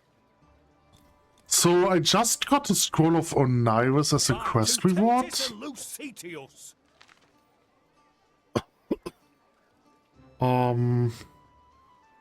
Yeah, I've got a Scroll of Oniris from this quest. That's interesting. So you just get an artifact. There you are. I expected you to arrive here before me. What? Did your Greek captain sail safely along the shores? I'm glad you came, hero. With your help, there may still be hope. There is a reason I wanted to meet here in Glauberg, besides it being along the route. The cult of Nerthus, located nearby, that is causing these people so much trouble, may also hold the key to our salvation. So I have made arrangements with the prince so we could help each other. The cult of Nerthus. You are standing before Teuterigos, son of Belgrigos, prince of Glauberg and all the surrounding territories, and head druid of the Nematon. Our mutual friend told me of your deeds, some of which I scarcely believe, but I understand you are a very talented warrior. I would be willing to assist your mission with what resources I have if you will help us in turn. And we do seem to have some common objectives. It is well known that Glauberg is the last great bastion of Celtic civilization before the Germanic wilderness. The tribes beyond don't generally come near my walls, but lately a strange cult has been emerging in the northeast. They worship Nerthus, a goddess of nature, and her shamans wield great power. Twisted by her magic, they are said to be more beast than man, living among animals and worse. But most of all, they have been abducting my people to use as sacrifices in their barbaric rites. Say, would you dare stand against such a foe? Oh, you are brave indeed, warrior. From what little we know, the cult has 4 leaders, each representing one aspect of Nerthus herself. Journey northwards, past the Vtuber forest, then east until you find a land of lakes wherein lies their sanctuary, and slay them all. I will give you this out of my personal treasury to help you accomplish this task. See it as a sign of trust, and the first part of your reward. Return when you have accomplished the deed, warrior. I have learned that the source of the cultist's magic does not come directly from the goddess, but from a divine artifact, a special plant infused with her powers. My father believes that this divine magic has the unique ability to harm the Aesir. It could serve to enhance our weapons for our people to defend themselves, and we, you and I, hero, could use it to take the fight to them. Please, when you go to their sanctuary, retrieve that artifact and take it north to my father, King Gilfi in Scandia. He will know what to do. I'll be there too, preparing our warriors for battle, if they are still alive. That Vodan would send his personal troops this far south to stop us is troublesome, but it also means he fears you.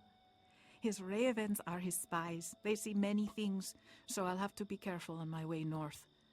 Don't worry about me, though. I managed to evade them before. I hope we're not too late. Please, go. Okay, so it's a little bit weird that they use Nertus as like an enemy here, because if I recall correctly, Nertus is just a goddess of nature. I think she's also goddess of harvest, and I think she also represents the sun. She has like a, in German we call it a Roggen. Or like it is called a Roggen in the old old translations or something like that. I think a Roggen is something like a, oh, what is it called again? Okay, I need to Google, because I only know I need to use Google Translate because I only know the German word of it.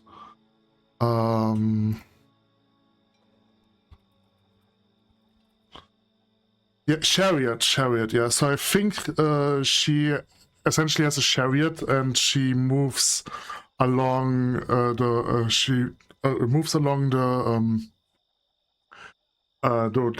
horizon with a chariot, which represents the sun. But I just remembered, because it actually makes sense to see her as an evil goddess, because I think she is also related to the Wild Hunt. You know what? I'm just going to Google her and see what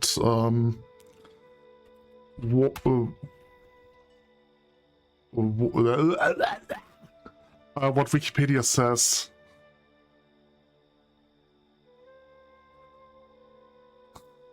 So in Germanic, okay, well, hold on a second. In Germanic paganism, Nertus, Hertha, or Eartha is a goddess associated with ceremonial wagon processions. Yeah. Just what I said, right? She has a chariot. She's known for having a chariot. Okay, this Wikipedia is more about the Roman guy who has written a book about German gods, less than about the German gods themselves.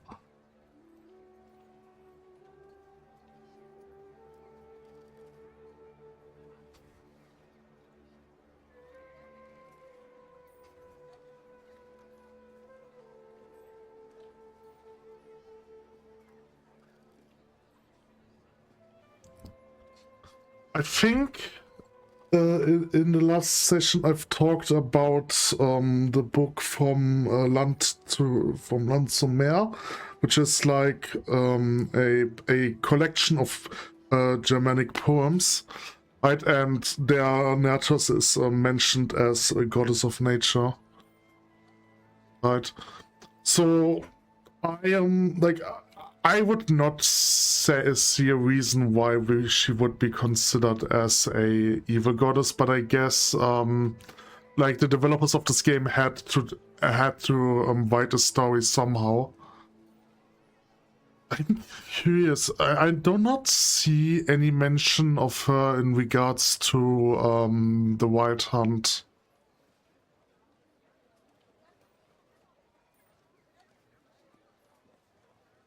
Yeah, I mean, this page is more about Tacitus, which has written, or like which went to the Germans and studied this. Not really about the goddess herself.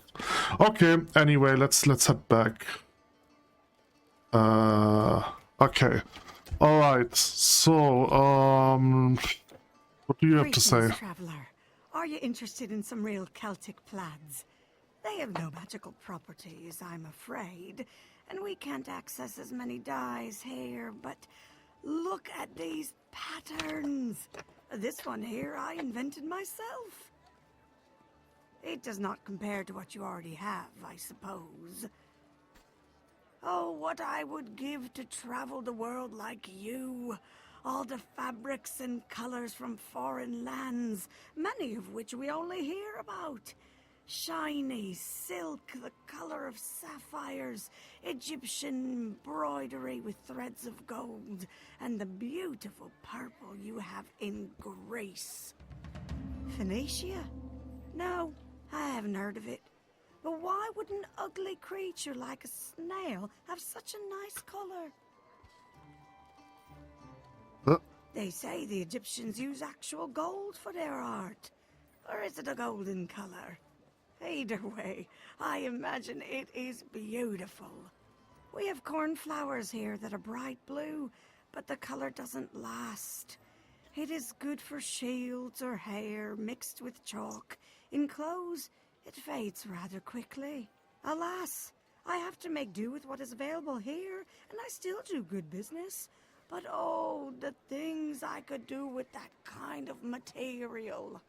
Alas. Okay, so this is an interesting quest. For this quest, we have to go back to other chapters. And we have to buy certain colors. I never finished this quest because I just wasn't able to find the colors, but I want to try it. So let's go to Greece first. Let's go to... Do we go to Athens? Let's go to Athens. So we need purple Greek.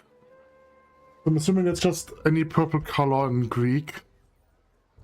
Do you have colors? Sell everything I've got. I'm setting sail for some Oh, that's royal blue. Milos or Icaria. I think royal blue is not the one that I need, right? I need the royal Asian blue. Okay, I need Greek purple. Yes? You don't have Greek purple. You have Burgundy. I have the finest goods in Athens. So long. Okay, so I'm assuming this is Greek purple. Let's head to Memphis and see if I can find Egyptian gold.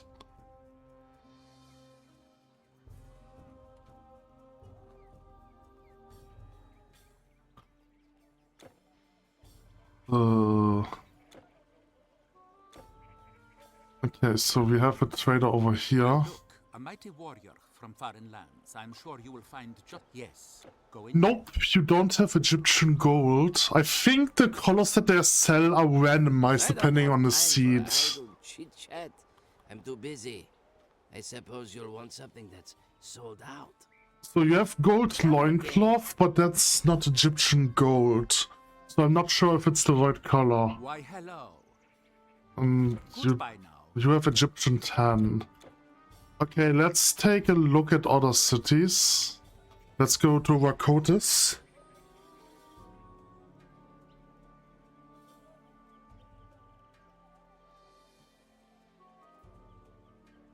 Hurry! The monsters will be here. What do you want? Quick, before I pack up! Oh, Crimson looks cool. I kinda want to use Crimson and see what it does. Bye. That actually looks not bad. Okay, so let's see what he has. Come look at my wares. Oh, gold Egyptian, okay. So, that means the only one that I'm missing is Royal Asian Blue. Let's go to the Great Wall.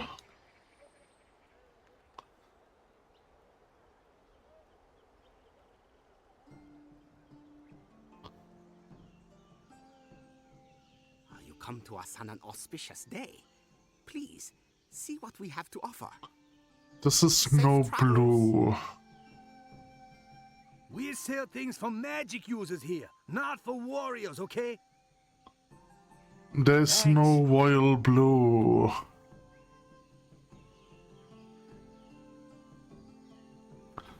Let's go to Chang'an.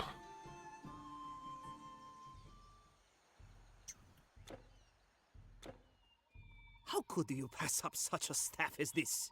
By You now, don't have any color at all. Fine arms, firm armor, fit for the Emperor's Guard. See, luck. Ugh. Why do you have no color? Give me color. I want color.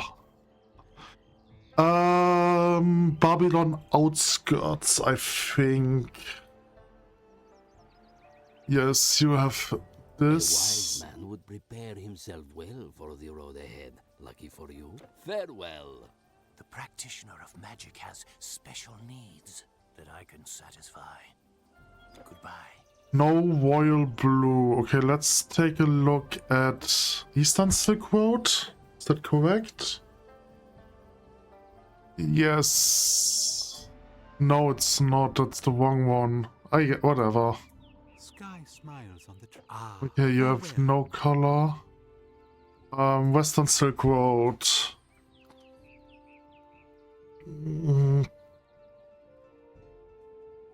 I see people travel east, I see them go west. Never have I seen so many monsters. But what can I do for you? No royal blue. Okay, I think I was unlucky. I probably have to... I think I would have to reset the seed.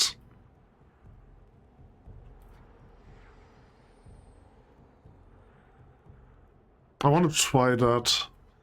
I want to use the sweeper fountain so that when I'm saving and exit and then going back into the game.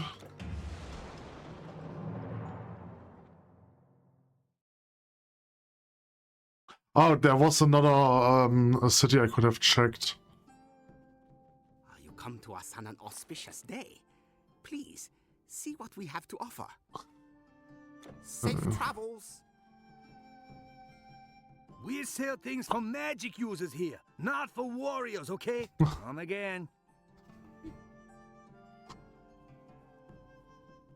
Okay. Let's check Chang'an and check if they have colors now. How could you pass up such a staff by now? No colors. So I'm assuming they just don't have colors, huh? Fine arms for long life.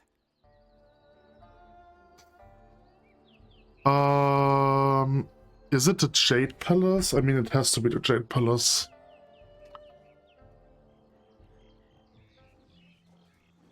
So down here's another trader. Ah! Oh god.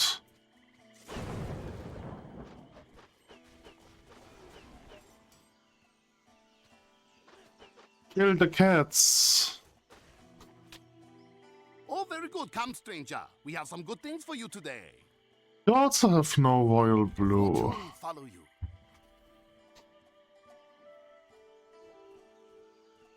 Okay, let's check. I mean, I don't know if the Hanging Gardens... I mean, the Hanging Gardens does have a shop, but I don't know if they would have the color. Farewell. No blue. Magic has special a good day. No blue. Let's check Hanging Gardens.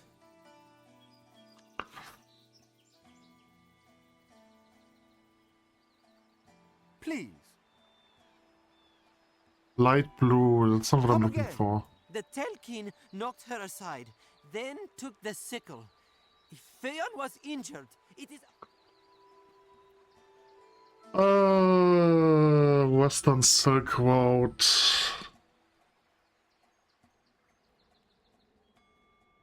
I see people travel east, I see them go west. Okay.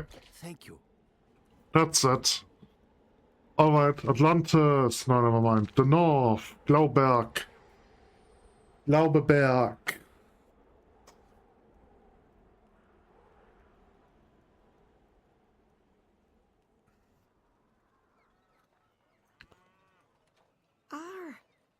Are you serious? Is that for me? Oh, traveler, how did you get all this? It's impossible. Yes, of course I like them. I will still pay you, at least what I have. And here, I want you to have this.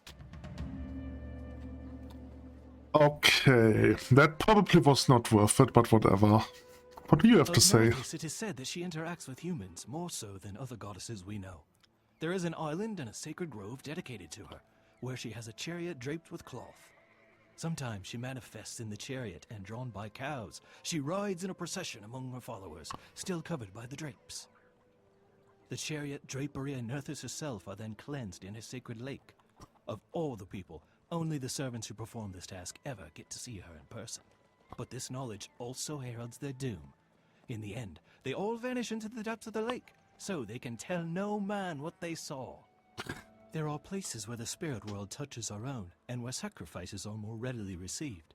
Tranquil lakes, cracks in the earth, while we in turn see water emerging from springs, where Granos has created a connection from the other side. Some birds are wise and know how to pass through these gates. You may see them disappear for long periods of time. They say the cult of Nerthus lives in a land full of lakes, so it would be no surprise if the power of the goddess was great there. They say the cult of Nerthus lives in a land full of... Okay, is there anything else? So we have this guy. Oh, there's another one over here. Another quest? Yes, I am a cooper. Barrels, buckets, butter churns. Name it and I make it. It is not easy, mind you, but beer as good as ours deserves a proper sealed casket. Ah, I just wish my son would see it that way. He has no respect for the craft. The silly boy wanted to learn magic instead, but all our druids already have an adept.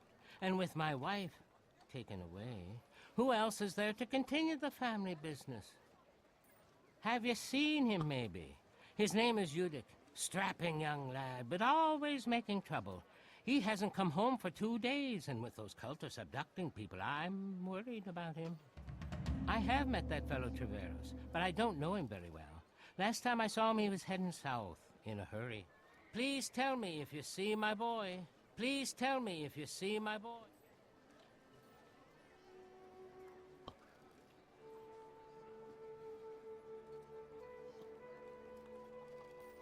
Okay, then let's head into the battlefield. Oh, there's someone else over We're here. also looking for Jadok. He's a good friend of mine. I had to tell him as much lately when he wanted to be more than that.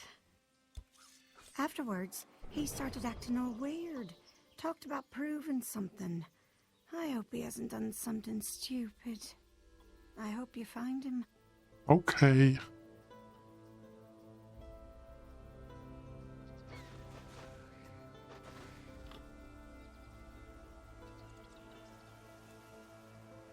Ooh, who's that?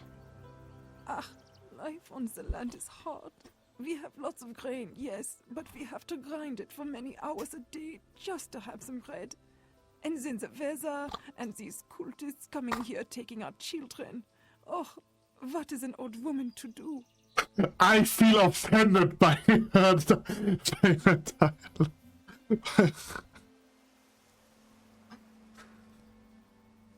The husband of my neighbor's daughter bought her one of these rotary querns from a southern trader. It's so easy for her now to grind her flour, even though she's still young and strong and doesn't need it. But oh, what is a poor woman to do? The moment when you are humbled by a video game. Things were better back when Belvrigos was still king. No cultists came here then. I think his son is spoilt, as these royal kids always are. Alas, what is a simple woman to do? Maybe they will come to take me one day, and it may be for the best. Maybe they will come to... Cult of Nerthus. Okay, cultists.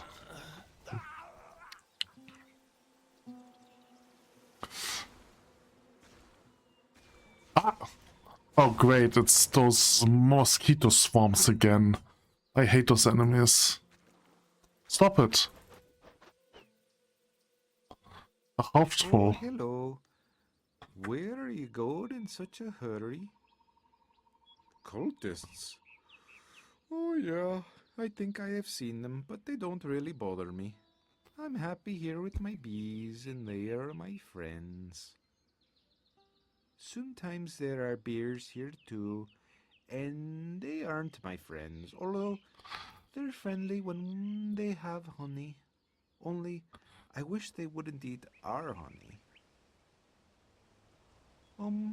Since you're out in a boat, could you check our honey? 2 portions should be ready, or maybe not, but you'd be my friend if you could go and see, especially if the bears are roaming around. It's okay, I understand if you want to leave. You people are rarely friends, you just want to take the honey. We'll be fine, right? It's okay, I understand. Our manners.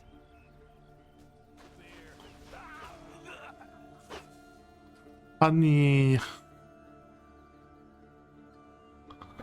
Oh wait, those are bees, enraged bees.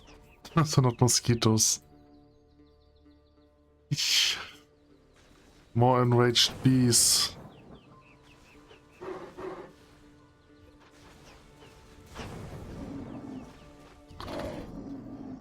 Beehive. Honeycomb.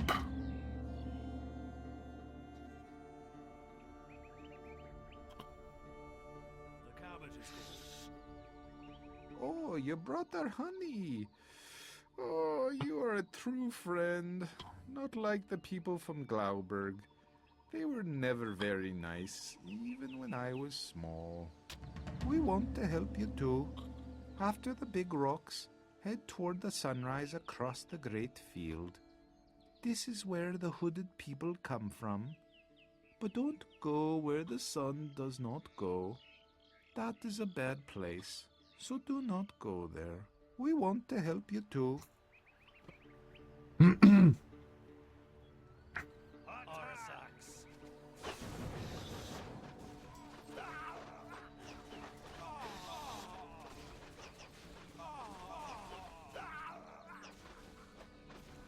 I want to say, I do like the throwing knife build, but I feel like this game is just way too long to appreciate one build.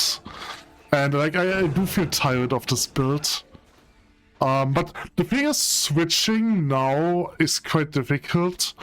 Like I can reset skills, right? Like I can reset, like I could remove the dual wielding and such. But the issue is that like the 2 masteries that I've chosen don't really have option for anything else.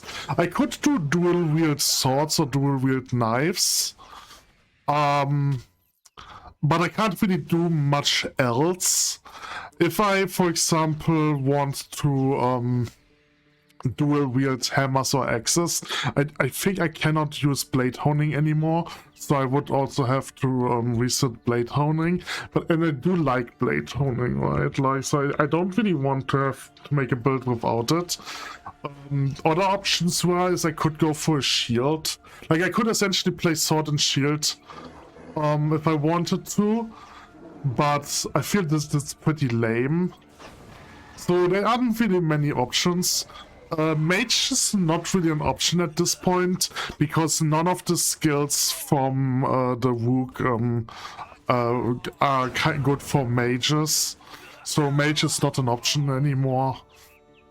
But I mean, I'm so close to the end, I'm not going to change up my build. But I don't know. I don't know. There's a video that I wanted to make. Like I have a second channel which I'm using for like stuff that I don't really care about, right? Like so stuff that could be flagged or something like this. And I'm also using it as channel just to free talk. And there's one thing that I wanted to talk about, but I didn't do it because it's not really that important to me.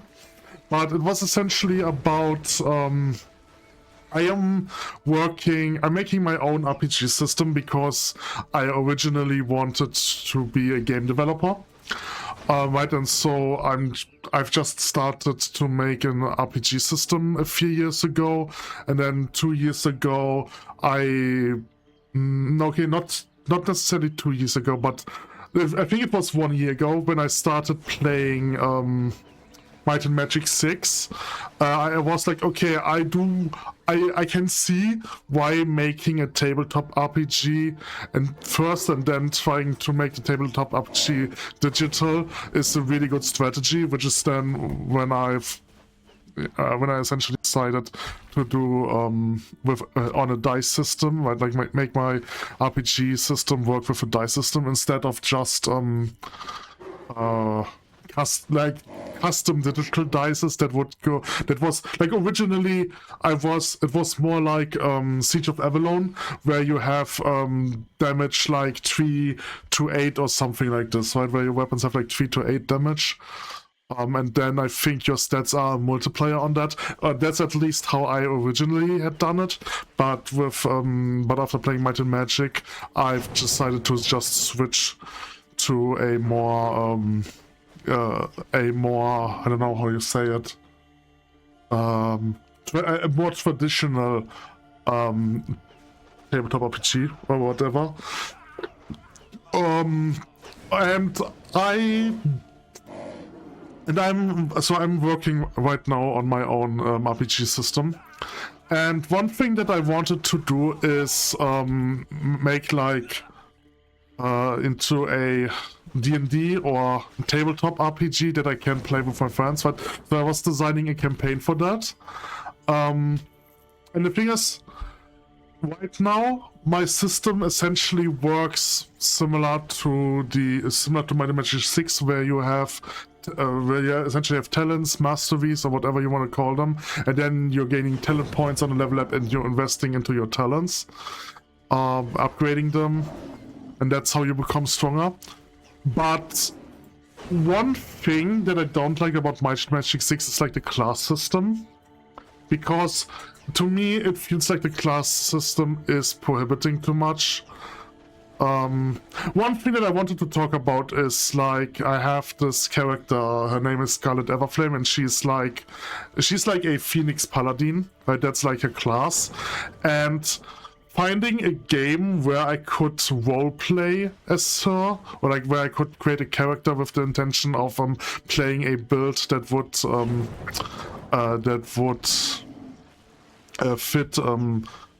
fit her is very difficult, because if you break her build down onto the minimum, it's literally like she's just a paladin that can cast fire spells, right?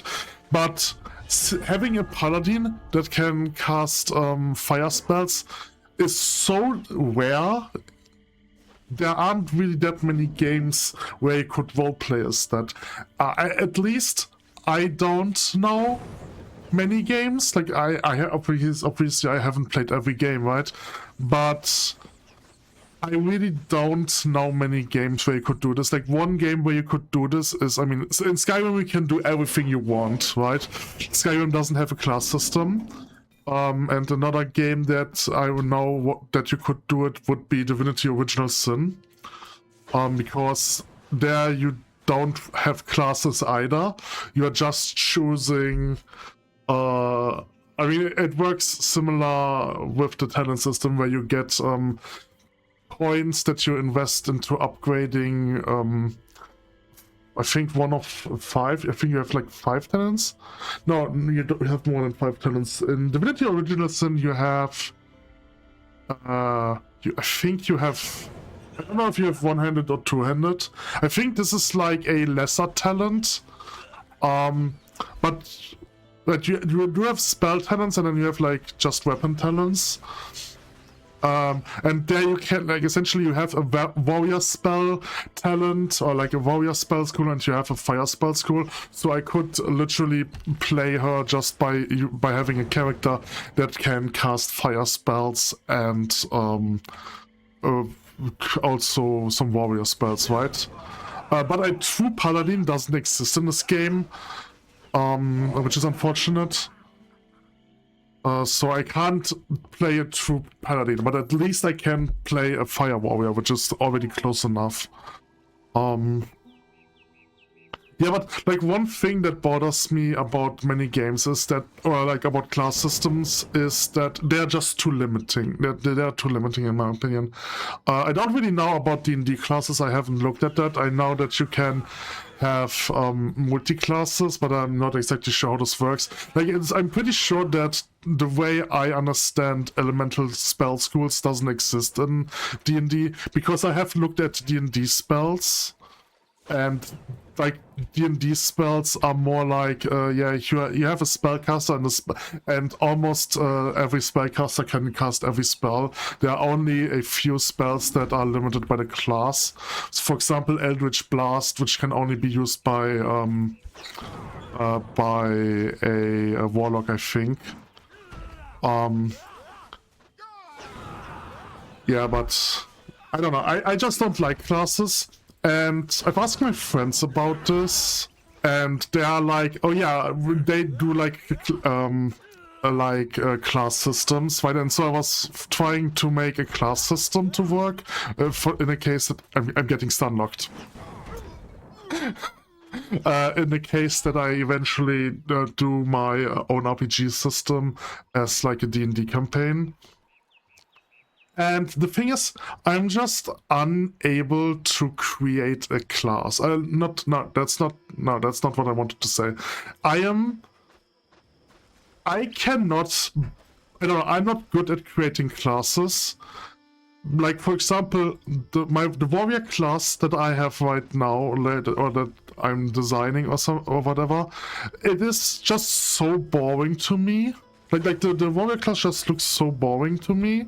And then on the other hand, the mage class looks like too OP. Or not OP, but it has a lot of versatility, right? Which the warrior could only dream of. And then like everything that is between a warrior and mage is kind of balanced. Like I do think that my paladin and my cleric that I've designed are balanced. They're pretty good, or like they would be fun to play, let's say it like this. But I'm just unable to make a warrior that looks fun to me.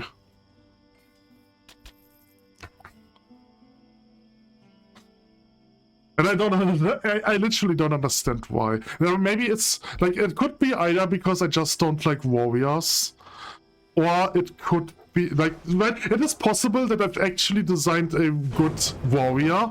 It's just that I don't like warriors, which is why I think that it's boring, even though it's probably perfectly fine. But the other option is, it is possible that my RPG system is too mage focused. And that's what I can't hit them. I hate these enemies so much. Stupid water slimes. They're not water slimes, but whatever. Yeah, like it is possible that my RPG system is just too. What do you say? Too mage coded? Do you say? Did you say it like that? Biased. It's too mage biased. Right, my RPG system is probably too mage biased.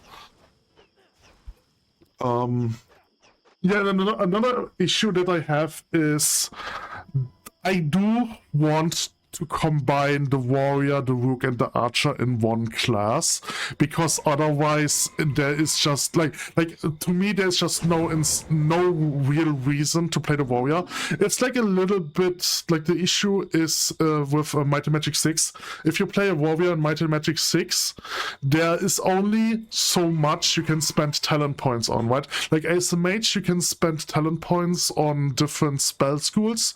As a warrior you usually just choose one weapon and that's it. Like you choose a weapon, you choose armor, and you choose maybe a shield. Maybe you're not playing with shield, right? But you just don't really have that many masteries or that many talents you could spend spell points on, or talent points on, which feels boring to me, right? And I do have the same issue with the warrior in my RPG system, which makes sense because my RPG system is like based on the Might and Magic system. But although I do have warrior spells, right? So it's not that in my it's not that the warrior would have nothing to do besides base attacks. So they do have spells. Like I just call everything a spell for the sake of simplicity. So double strike in my RPG system is a spell. I cast double strike. I cast heavy strike. I cast war cry or battle cry. Anyway, right, so it's not like they don't have anything, it's just that they have so much less compared to others that it just doesn't feel interesting to me, right? And so I was thinking maybe I should just combine the warrior, the archer, and the rook in one class, and I wanted to call it fighter. But the issue with that is it just doesn't feel right. I'm pretty sure a lot of players, oh god, a lot of players would be turned down from the, like if they want to play warrior, they would be turned down if a warrior, a rook, and an archer would be the same class. I'm pretty sure that this is the case. But the thing is, I don't really want to split those three classes. What I can imagine what I could do is, instead of having 3 martial classes, only have 2 martial classes, because the way archery works in Might and Magic is essentially it's more like a support thing. Everyone can do archery, so there isn't like and I do feel the same about archery in my game, so it probably makes sense just to not have a archer class. But I think that also doesn't feel right. Like if you have a person that wants to play an archer and then you tell them, oh yeah, you can play whatever class you want because every class can do archery, that also doesn't feel right. Creating classes is so difficult. I haven't really looked at D&D classes. I could try and maybe I get some inspiration from it. But honestly, like I do have a little bit of insight in D&D classes because I've created a character at some point because we were like we kind of wanted to do a session, but we just never got to it. So I know a little bit about classes from D&D. What is that? I have no idea. I have no idea what I'm doing here, whatever. I'm just killing mobs randomly. And I'm also not really a fan of the class system in D&D. It just doesn't feel good to me. Oh yeah. Here's the side quest. Okay, let's talk to her. Human! You shouldn't be here. Your kind has been encroaching upon our land for long enough. But you helped me. Maybe you're not as bad. You could help me even more. My pond has been drying out. It's disappearing every day, and with it, so am I, much to the joy of those nasty billwises. I wanted to leave and find a new home in the great freshwater lakes, but I can only be away from water for a limited time, and these malicious devils won't let me pass. But I may be able to reach the lakes with your help. Would you help me yet again? Please do. I will follow you for as long as I can.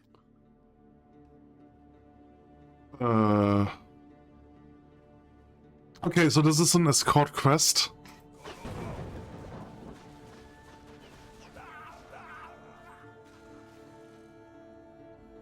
I mean, the worst enemies here are the bees because you just don't see them.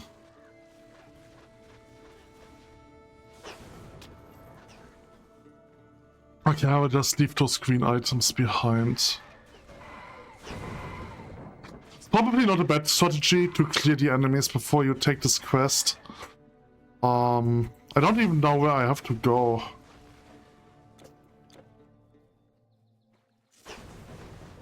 I think it's in the next area, so I'm just... The lakes! We did it! Oh, human, I am so grateful. My sisters may still not be friendly, but this blessing will protect you from their magic. If you are wise, you'll use it to return safely to your home. The lands ahead belong to the goddess. I advise you not to set foot there. Okay, alright, that was the escort quest. Where was I? I was talking about classes. I don't know, I don't really have much to say about D&D classes. I just had like one small look into it. But based on what I've seen, I'm not really fond of them. I mean, I'm not really fond of classes in general. Yeah, so I was talking about... yeah, so essentially I have 3 martial classes, which doesn't even... I actually have more. I also have the Paladin, but I don't include the Paladin as a martial class because the Paladin can cast spells. Yeah, but the issue is right now I have like a Warrior, I have a Rook, and I have a Hunter. And like archery itself is supposed to be a support playstyle. Oh, I've accidentally pressed K. That was not a good idea. Okay, so where am I? Well, I've got this guide and I'm not sure what this guide is for. Maybe I just have to go to the next area. But yeah. So the Hunter is essentially... I mean, like, the way I have it right now is that there are essentially 3 different martial spell classes, right? There's a warrior spell class, there is a rook spell class, and there is a hunter spell class. And the hunter is like the most archery coded. But I haven't really thought about spells. Like originally, I have like like elemental strike and elemental shot. That was like the original like elemental spells for like the warrior and the archer. But the thing is, I wanted to cut, like, essentially you have like fire shot and then fire strike, which are technically the same spell. It's just that one is for ranged weapon and one is for melee weapon. And with the current system, I wanted to make it so that I wanted to make it so that there's only one spell. Right, but the issue is I don't want to do like if I say, okay, this is a spell that the warrior can use, right? I don't want to put the spell into the warrior spell school and then also have to put it into the hunter spell school, just so that the hunter can also use fire strike, which would make sense if they're an archer, right? And so because of this, I kind of want to combine the archer and the warrior class so that I don't have to design like multiple spells or something like this, or like have spells that are both available for the warrior and the archer, or like both in the warrior and in the archer spell tree or skill tree. I don't know. What I'm saying right now probably doesn't make sense to others, but I do think it's weird if like every spell school has their own spells and then there are 2 spell schools which have shared spells, because that's just how I felt like it. I mean, what I probably could do is just make the like fire strike available for the warrior, and if the warrior wants to use archer support, they can use fire strike with their bow, and then have the hunter just be entirely focused around hunter's styles. Like, for example, poison or bleeding damage. Like, poison would more be a rook thing, right? But then the hunter would use bleeding damage and focuses on piercing damage, piercing and bleeding damage. And then just have, like, okay, the hunter cannot use elemental shot or something like this, which sucks in my opinion, but it's probably the best thing that I could do. Otherwise, it would just feel too generic.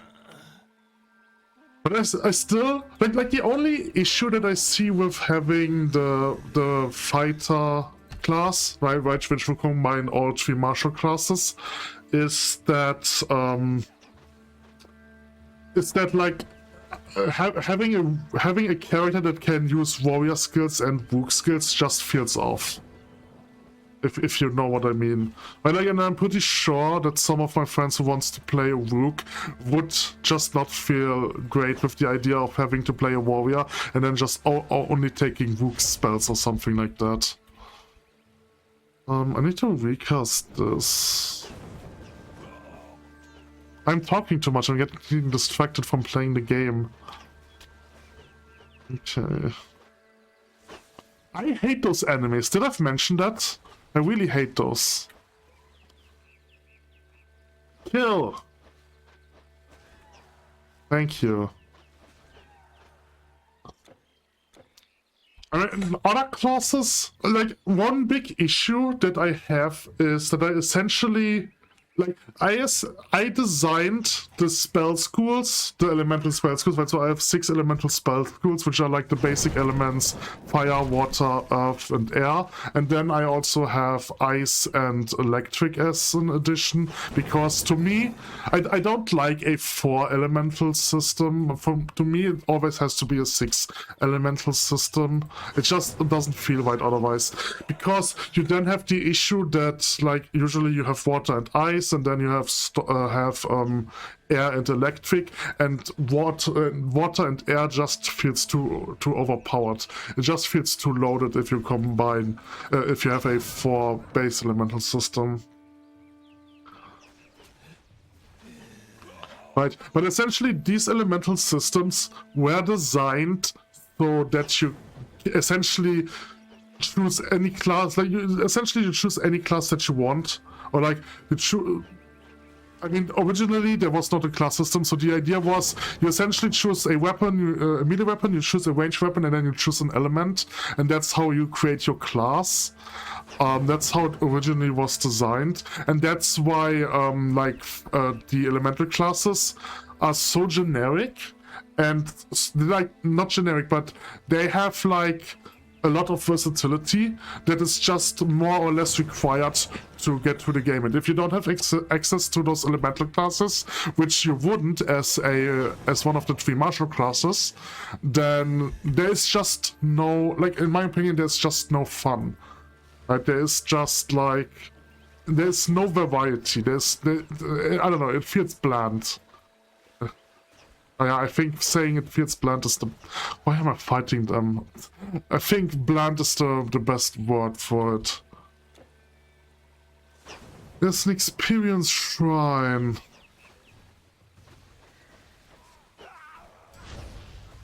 Oh god, I'm dying. I'm dying! No, I'm dying! There are too many of those water girls. I hate them. I hate those water girls, they are making me wet. What I could do, that's the thing. Like, what I really want to do is just to make those 6 elements available for everyone.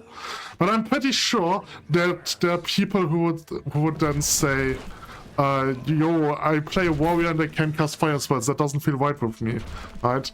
I feel like there are a lot of people who would think like that and would be turned down by the idea of, okay, yeah, I want to play a warrior. I have to choose an element and cast spells from that element to do something in this game. That sounds stupid. Oh my god, you're annoying me. Can you please die? Holy shit.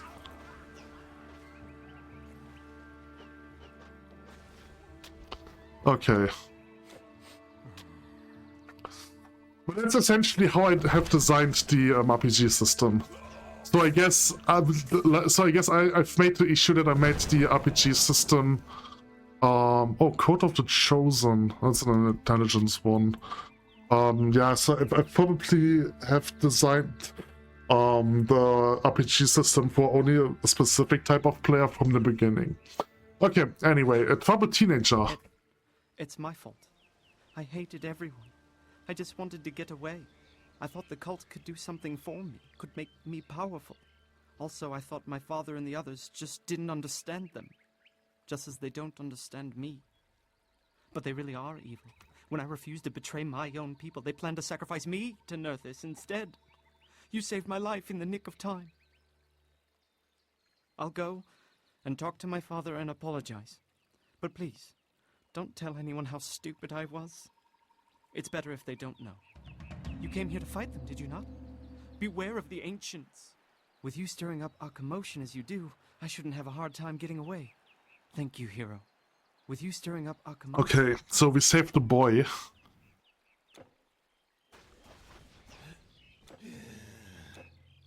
Holy shit.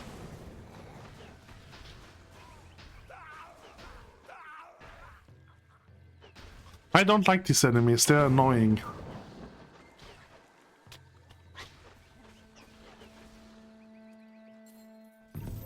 Ooh, blue item. A vest. Oh! A new set! I don't think I have any item of the set yet. Also, I don't know what this guide is for. It has 133 armor, which is worse than my current set, but my current set is like this unique set, which is only available in the dungeon. In the post-game dungeon. Burst of speed activated upon taking damage increases my total speed by 30% for 5 seconds. It's not that interesting, but the +1 to all skills in Rune Mastery is very good.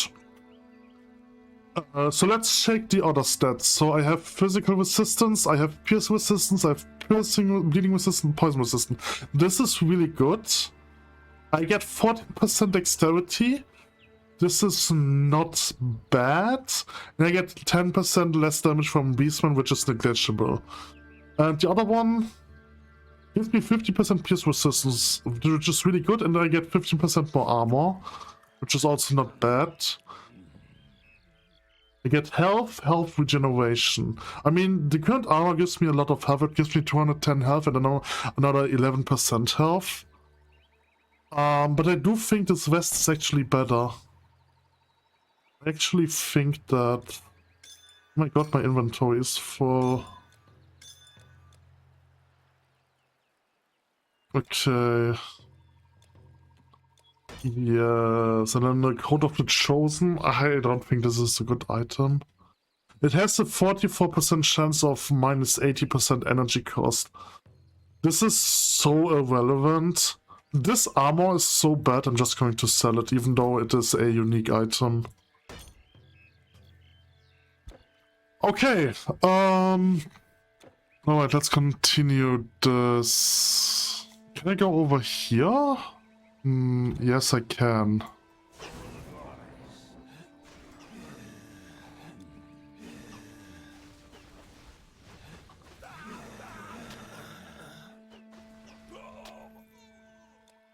Intruder.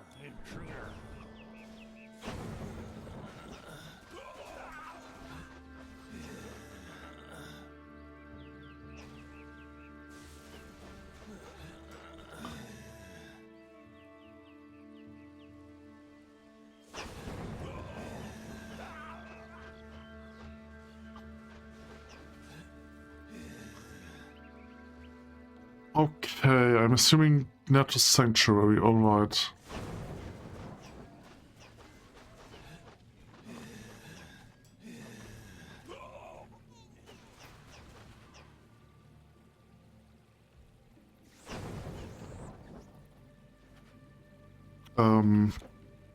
Okay. What I'm curious about is to see what bosses I'm going to fight here, like in this chapter, right? Because there are like a lot of different, like there are a lot of, let's call them creatures, that you could fight as bosses in from Norse mythology. Like one example that I'm quite interested about to see how they are, if they are implemented, how they're implemented, is the is Gulling Burst. I think it's called Gulling Burst, which is like the which is like it is like a mechanical boar that was created by dwarves, and it essentially has regeneration properties. And then I'm curious if this like is a boss here, like how they have implemented this boss.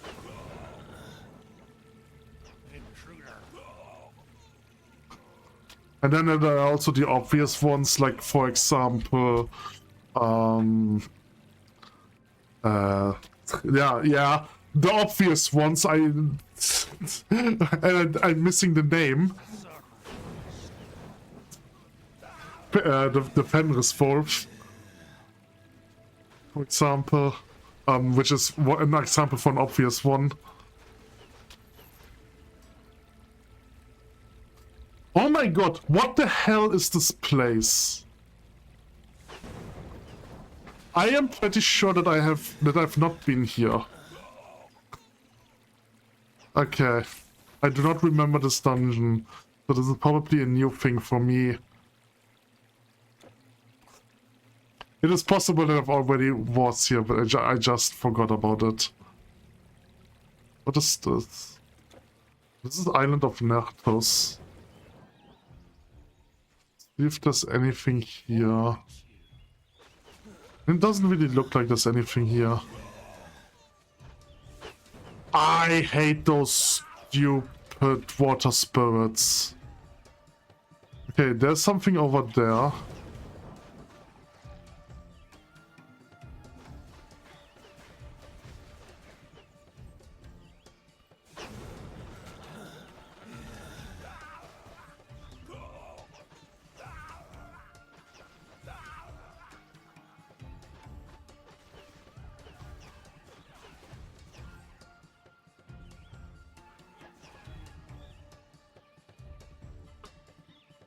I can't go this way.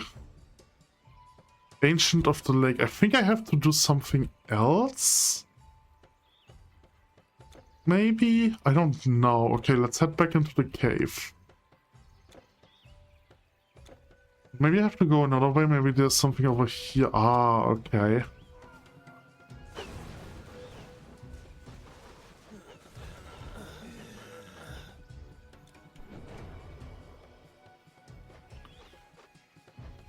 Okay, that's the boss. Is that a badger? I actually remember fighting this guy. So I have been. Oh my god, can you please stop?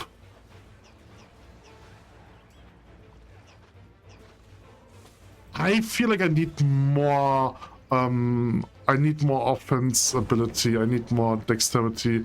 Like my hit chance is so low. One thing that you probably not know if you don't play this game, but like one thing that you can see, like normally if I do a basic attack, it will auto aim at the enemy. However, sometimes the attack goes off in the wrong direction, which is an indication for that I missed the attack. Right, so instead of hitting an enemy and then it says miss above them, you actually see when you hit and when not. Oh, this is a new person. He wasn't there before. Tuswin. I am pretty sure he was not there. I want to go back to him.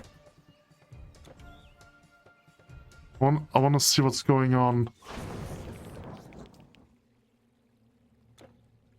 I'm pretty sure he just spawned in after I slew the boss. I mean, I could be wrong, but I really don't remember passing him. So let's head back.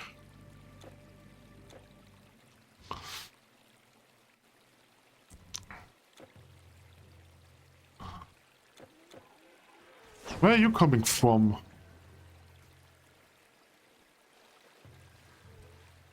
Oh my god, you guys are so annoying. Please leave me alone. That's a lot of backtracking.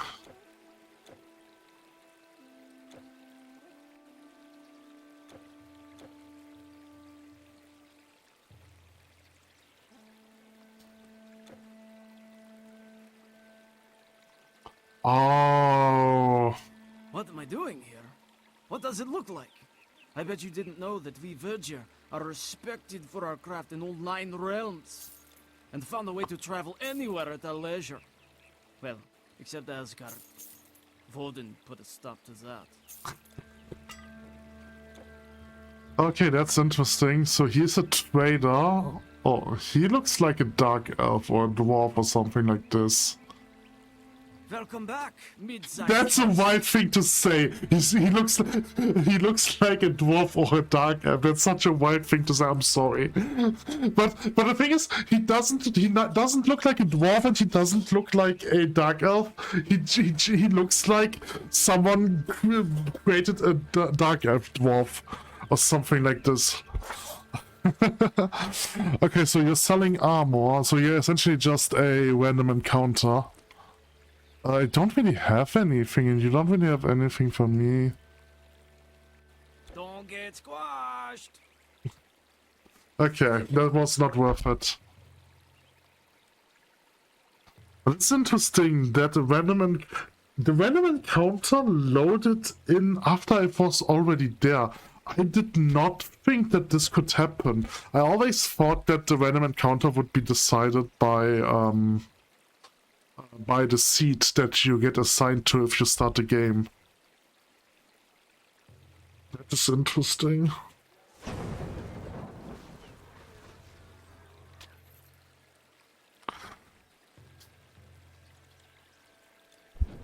Oh God. So many of those enemies. Oh, come on, go down there.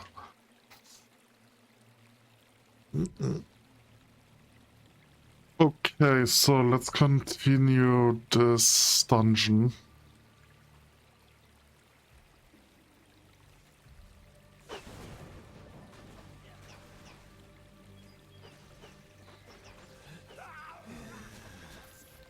Oh, what's that stuff of the Chosen? It does like this Chosen is like a semi set.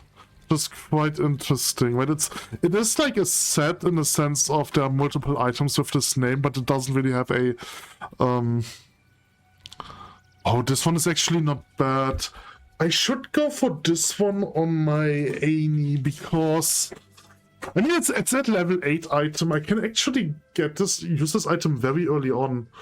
And it allows me to summon a Sprigling.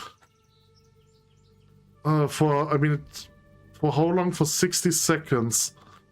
Okay, but it technically has less cooldown than the Spriglings have uptime, so that's pretty good. But they don't really have good stats. So I'm not sure. I'm not sure if this is actually useful at this point. They deal 80 damage per attack. I mean, I'm not sure how much HP the enemies have, but I feel like at this point they do have like 10,000 HP, so 80 damage isn't really relevant. Okay, so kill a small one.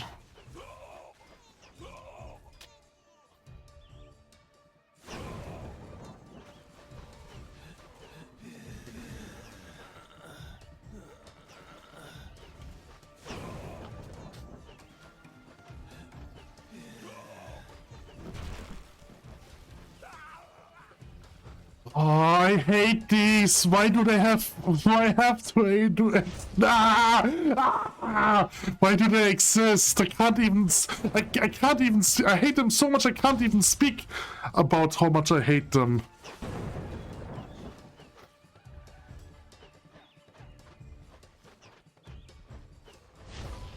What is this? What is this? I can't hit them.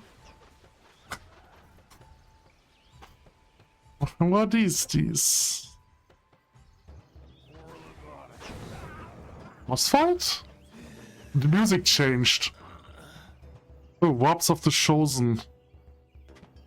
I mean, it's not really a good set. Like, the main point of the set is that it reduces energy cost, which is like completely irrelevant. Like, if you, I've said it last time, but if you create a build, around the idea of having reduced mana cost, it's not a good build. Okay, but to be fair, obviously the thing about the rune set is that, or like the rune mastery, which is what they are using probably, is that you don't gain mana naturally. So I guess it makes sense for them, right? Like if you go Rune Mastery and then, I don't know what else you could go. But essentially Rune Mastery doesn't give you mana, so it makes sense with the Rune Mastery. I should probably upgrade this one. Let's upgrade this one, which is my right click ability. Okay, so we have killed 2 out of 4 leaders.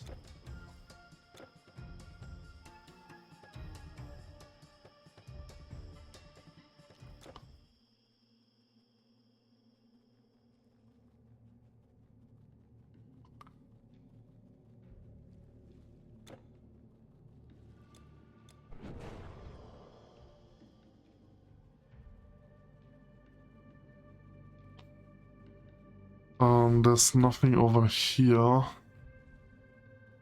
So I guess I have to go this way.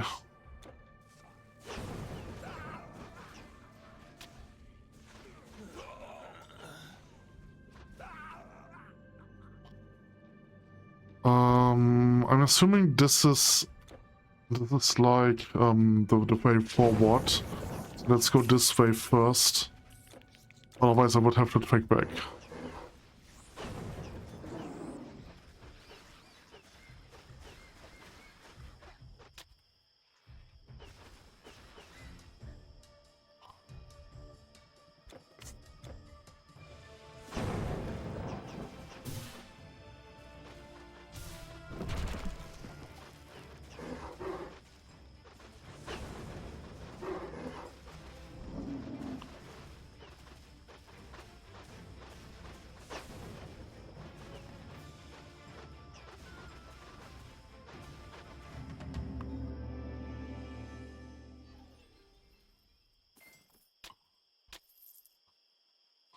Okay,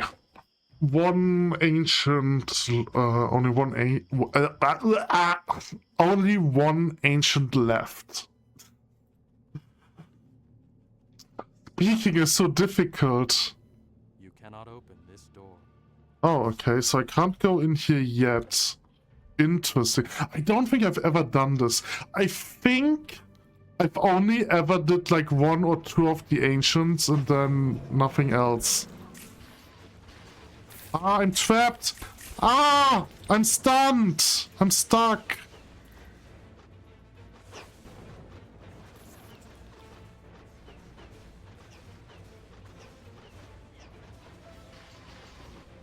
Ah!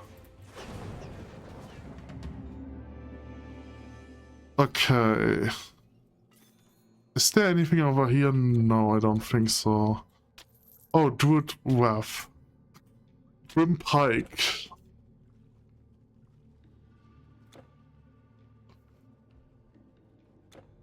Okay, so now I can go over here and there's like nothing. Oh, Mistletoe of Nerthus. Okay.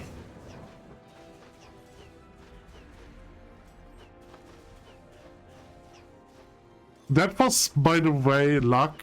I did not expect that there was anything to click on.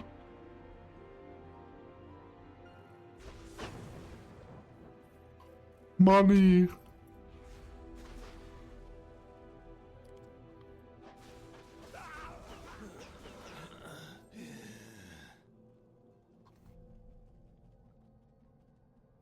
Zealand! Wait, I'm in Zealand. Holy shit. There's so many markers on the mini-map, what's going on? So there's a trader in the quest. Oh, hold on! Okay, never mind, I do remember this. I do remember this snowy coast. So I've done this. Yeah, okay, I have done this part. I do remember...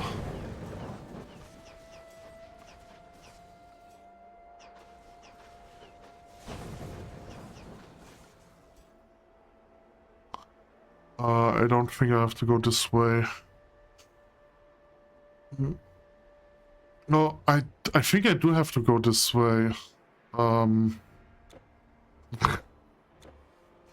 Yes, I do have. Okay, never mind.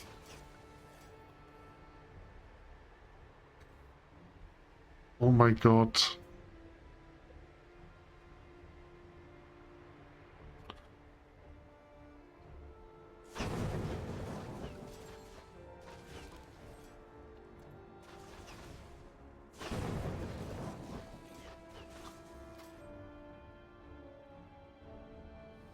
I don't want to fight you. Like, you're not giving any experience points. I think I'm over-leveled. I'm actually over-leveled because... Probably because I did the Atlantis one. But yeah, the amount of experience points they give is so low. Okay. I'm surrounded by enemies. That's a hero.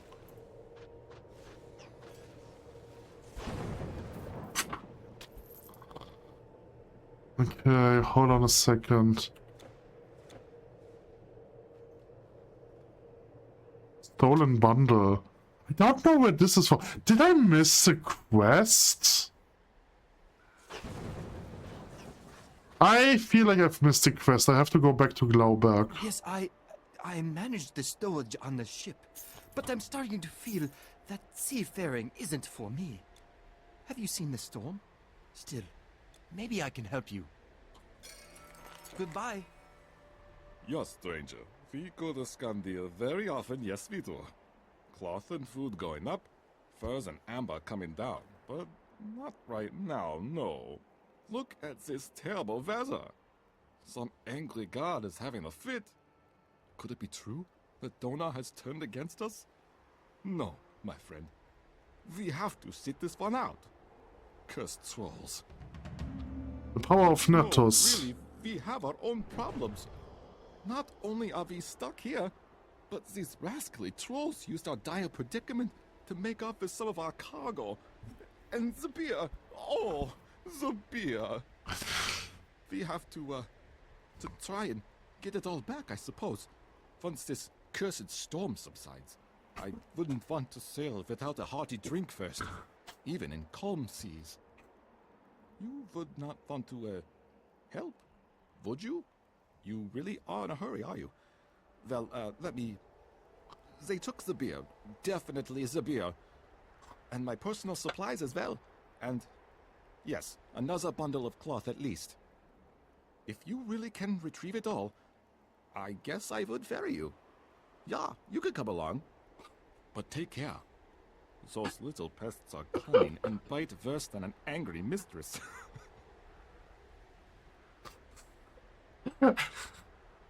I don't know why, but I really feel offended by German accents or dialects. I just don't know why. It just bothers me. The thing is, I have talked about this, right? Like, the current Gen Z in Germany cannot speak German anymore, but they can also not speak English, right? Every sentence they say, they are using an English word, an English term, right? But the issue is, they cannot speak English. They are pronouncing this English word German. And it's just impossible for me to understand. And I do know that I'm not good at speaking English, right? I'm not perfect. But you have to imagine that the majority of Gen Z, when they talk English, they're 10 times worse than I am. And it really, listening to them speaking English offends me. It makes me angry, because it's so bad. I can't understand them. They are Germans, they're speaking English, and I can't understand them. That is horrible. I remember there's this one guy, he is, I think he's only 3 years younger than me, but he plays a lot of MMORPGs, right? Even if you play MMORPGs on German, you are still used to the same terminology you would use in the English one, right? So, for example, rifts, right? You use the term rifts. And the thing is, I went to him, and so he was talking about, oh yeah, let's do the Swift, right?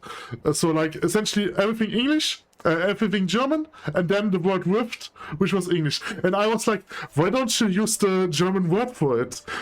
Like the way you're talking sounds so weird, and why aren't you just using the German word for it? And he was like, there is no German word for Rift. and then I've essentially gave him a list of words that he could use instead, like German words that he could use as a translation to Rift, both literally and meaning based, and this humbled him so much. It was so funny, but yeah, the German language doesn't exist anymore. It's a dead language. It's like Latin. Only old professors speak this language. Only old people speak German. Young people don't speak German anymore. Anyway. You should know that King Jilfai is no stranger to the Azir. They said that he has been tricked by them on several occasions in the past. Once, many years ago, he fell for what he thought was a vagabond woman. In exchange for a favor, she seduced him into promising her as much of his land as she and 4 oxen could plow in one day and one night. In truth, however, she was the Azir called Gafun, goddess of the harvest, and the oxen she used were her 4 strong sons, who had all been fathered by a giant. So, during the day and night, their plow turned over a vast area of land, so deep that it left a hole which is now the Lake of Verneur. And they took that land away from Jilfai's kingdom and dropped it into the sea, creating this very island we are now standing on, in the same shape as the lake. It is also said that it was Woden who made Jilfai and his followers worship the Azir as gods. But with powers like that, who would doubt them? These accounts of them attacking us humans are most troubling. Have we offended them? Why would they suddenly consider us a threat? It is also said... Okay, so I did not remember finding a storyteller in Glauberg, so I kind of want to go back and check. Because there's also like this guide. I don't think this guide is part of the main quest. You have slain all 4 of Nerthus's ancient shamans. The druids say they felt her rage rippling through the earth even here. Hero, I was right in choosing you for this task. Hopefully her dreadful cult will trouble us no more. They'll know better than to mess with Tutorigos again. Oh, I got experience points for that. Me well, but now it is time for you to move on. May Isis guide you on your way. You have served me well. Okay. Let's go around. Okay, I can't go down here. I don't think there's anything outside the city. I mean, maybe there's something outside the city. No, I can't go in there.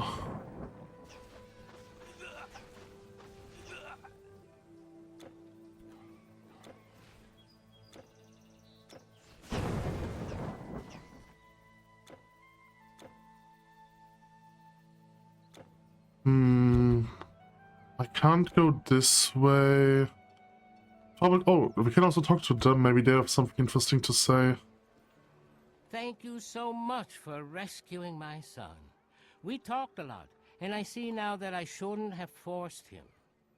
I suppose I'll just have to find someone else who wants to continue my work one day. I want to hold him here, but my senses tell me to stop. For now, I am just happy to have him back. For now, I am... Thank you again, Hero, for everything.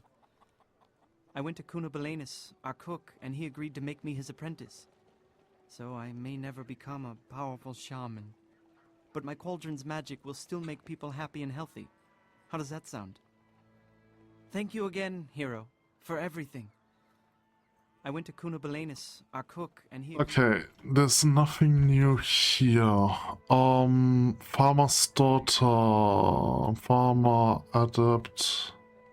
There is no storyteller here, which is weird. But I just want to say I really love this city. I think it's a beautiful city. The map, the design, the map design, not the map design, the level design. I don't know. It's not. It doesn't feel like the right word. It doesn't really feel like what I'm trying to say. But I just really like how the environment is designed. Like the cities are so beautiful. Like every city so far was beautiful. I mean, I'm not really a fan of the Egyptian one, so it's possible that because I dislike the Egyptian chapter, that my view on the Egyptian is a little bit skewed, or of the Egyptian depiction in this game is a little bit skewed. But I just want to say I really love the architecture. I really love the landscapes. They're beautiful. Of Nerthus, it is said that she interacts with humans more. Okay, I've already heard that. What does she have to say? Shadow came back. He told me you two fought the cultists together. Is that true? I had no idea he would be so brave. Shadow came back. Okay. Alright. Then we have the farmer over there, but I don't think she has anything relevant to say.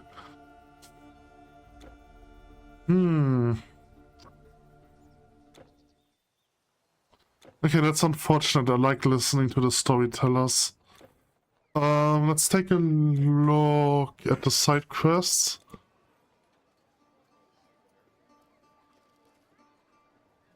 The homicide.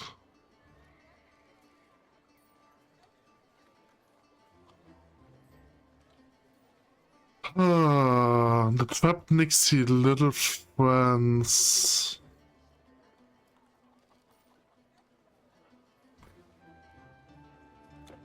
That's so weird. I want to Google that. I have no idea who this could fit. Maybe there is someone in the wildlands that I missed because I didn't explore enough. That is possible. I essentially found this guide over here, so it is possible that there's like an NPC in this area who wants this guide. I'm googling that. Titan Quest 1.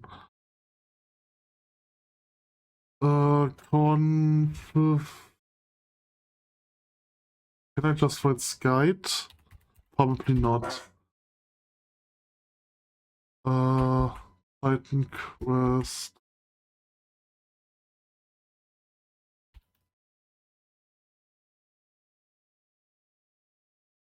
I hate that Google is trying to give me an answer in German.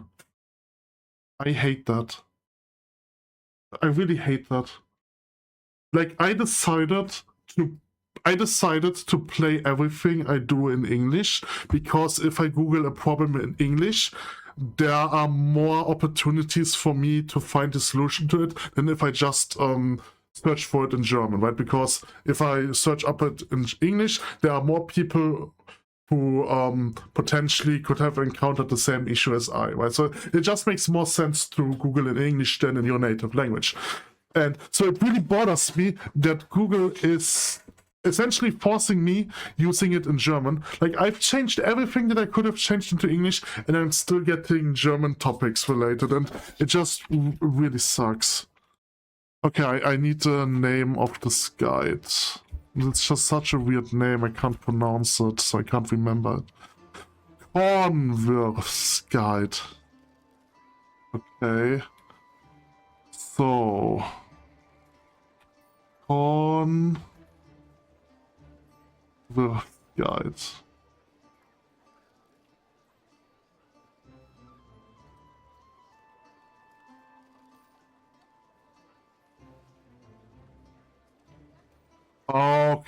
Okay, so it's for later, it's not for yet. It's essentially for after I finish the boat quest. Okay, it's a little bit weird, but whatever.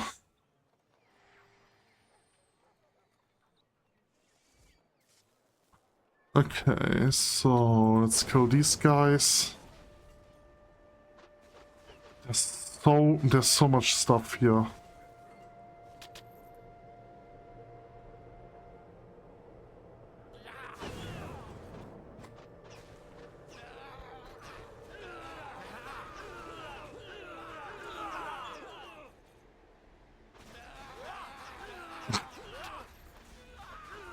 You're not supposed to run down the stairs. Okay, I'm assuming there's one item over here. Yep. Oh god, big guy.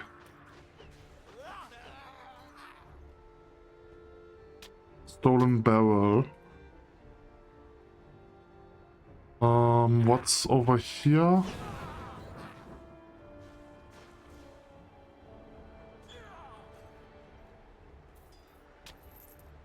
Nothing. Okay.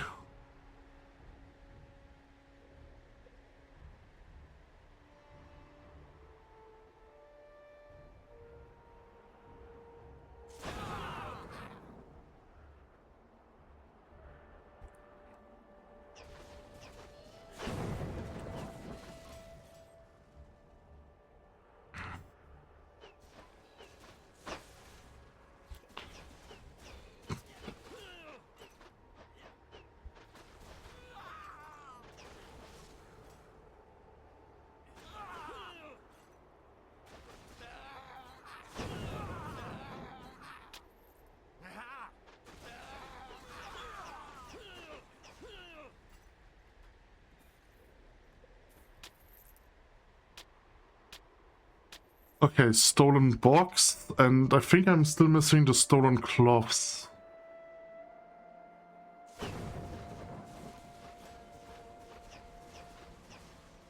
Oh my god, you're not taking any damage, please die.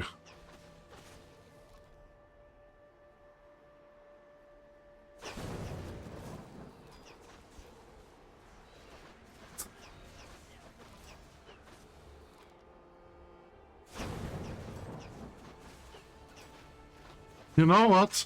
Me talking about how much I like the landscapes in this game just reminded me of how bad the landscapes are in other games.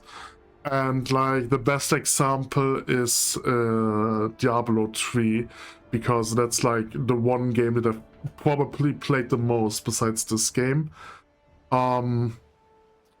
I mean, there is also, what was his name? Torchlight 2, right? And the thing is, the environment, or like the landscapes are not that ugly, but it's just so flat. Like everything feels like you're walking on just one plane, right? And like seeing how depths you have here is incredible.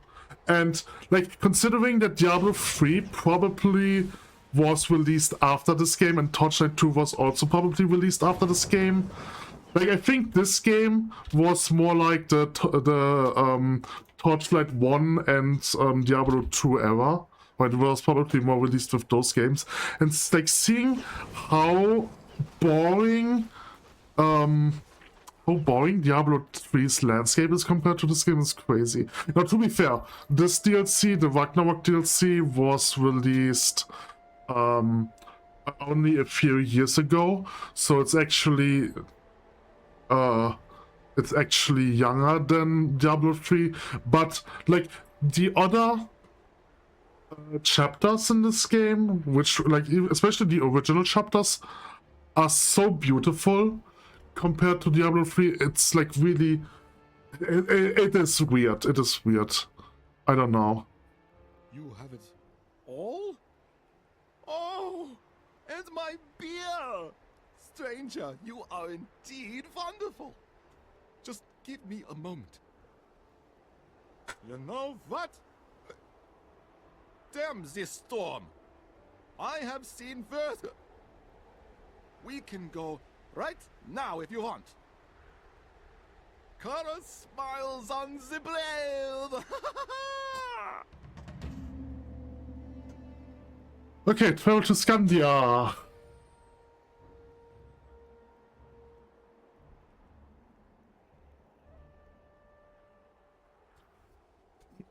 Shores of Scandia. Here we are, stranger. We made it after all, didn't we? You can find Jilfai's court just the other side of the beach. Or if you want to go further north, look for my brother, Nidbald. He runs that route. Nope, I didn't want to go back. No, I thought you had more to say. No.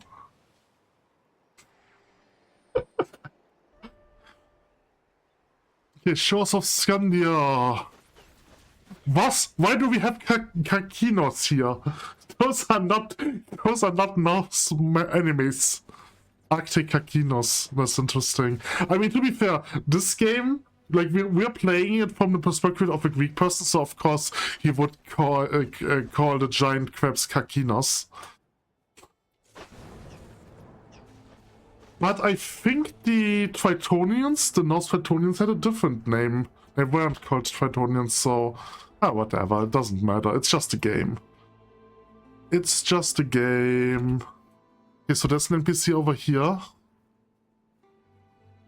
Oh, Neatbald. Yes, I am a captain. But no, I'm not going anywhere just now. Wait, are you that foreigner Volbald brought along? He told me you got him beer. Maybe you bring me some too. Oh no, wait, liquor. Fur corn liquor. Get me a tankard of that, then we can talk about me ferrying you. Did you get my fur coat liquor? No. Well, stop bothering me then.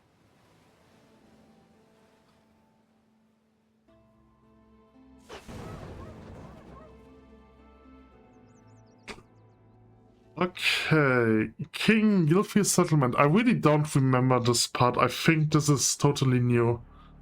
I think I've stopped playing with my highest character at the snowy peak area where we just were. I think that's where I stopped. This is all new to me. I have heard songs composed for you, the slayer of 1,000 monsters. It is an honor, if I may say so. You are a hero of this world. It is only one, however.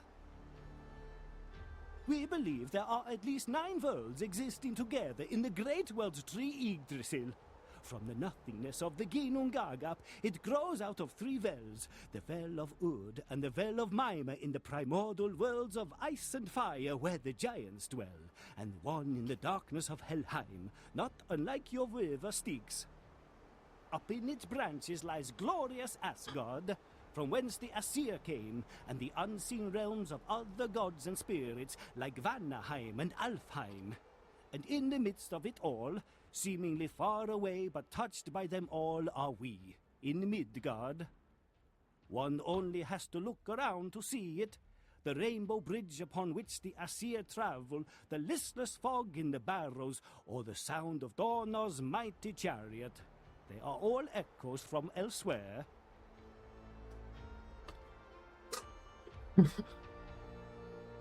Sorry, I was thinking about a joke. A joke that I wanted to make, but I didn't make it because I didn't want to interrupt him. There are many tales of gods traveling between the worlds, especially Woden on his 8-legged horse on his unending quest for wisdom, or when the Jotun king Thrym stole the hammer Jotun from Asgard and wanted Freya as his bride in exchange.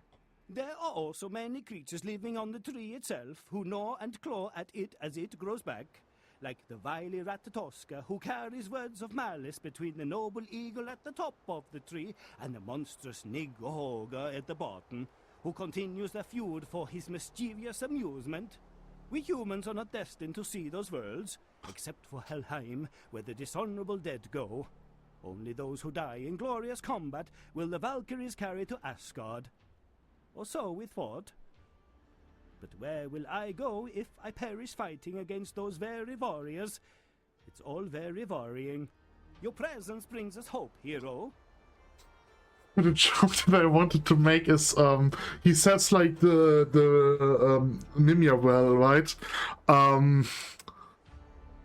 I wanted to call it the Mume well, but whatever, it's not that good of a joke. There was something else. Your presence brings us hope, hero. Oh, there was something else that I wanted to talk about, but I forgot what it was. I wish I could cycle through his dialogue because there was something else. But I don't remember. I don't have object permanence. These brutes frown upon men who study free as magic. They say it's dishonorable. But how can power be shameful? Deep Seed Trident grants the skill Thunderstrike. It's not really that good.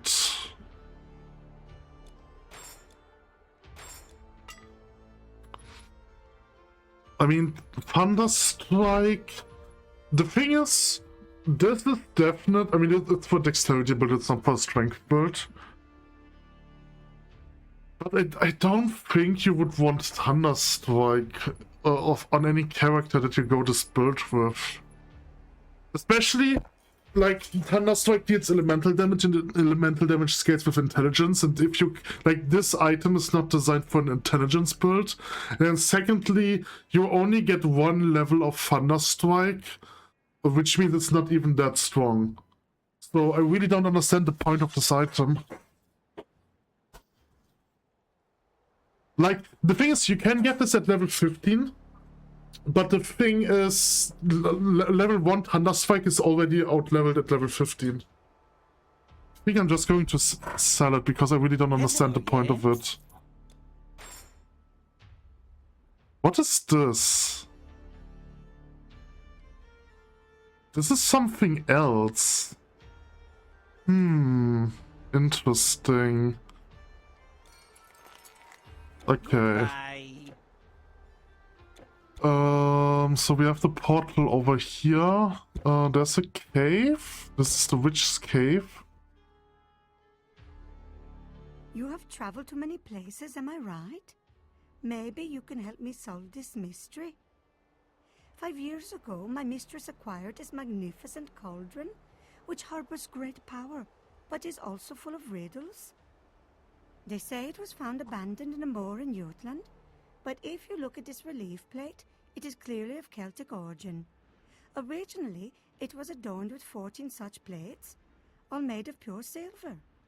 But someone dismantled it, and some pieces were buried nearby, and others are still missing. With a great deal of time and amber, I have managed to retrieve most of the plates, and some in the strangest places. But there are 4 more I haven't been able to find. Okay, so there are 4 more of those plates. I have 1, and I'm assuming I have the second one, which means I've already missed the first one. Okay.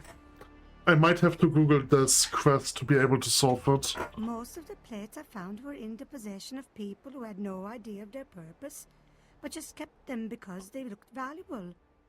They are made of silver after all. I suspect some of our Germanic brethren took this cauldron apart, fearing a power they could not understand. While some of them kept the pieces, others scattered them elsewhere. But even then, they could be anywhere north of Glauberg. Please keep a lookout for them. Yes, I'm pretty sure I've missed 1 already, and I'm assuming the other 2 are here in Scandia.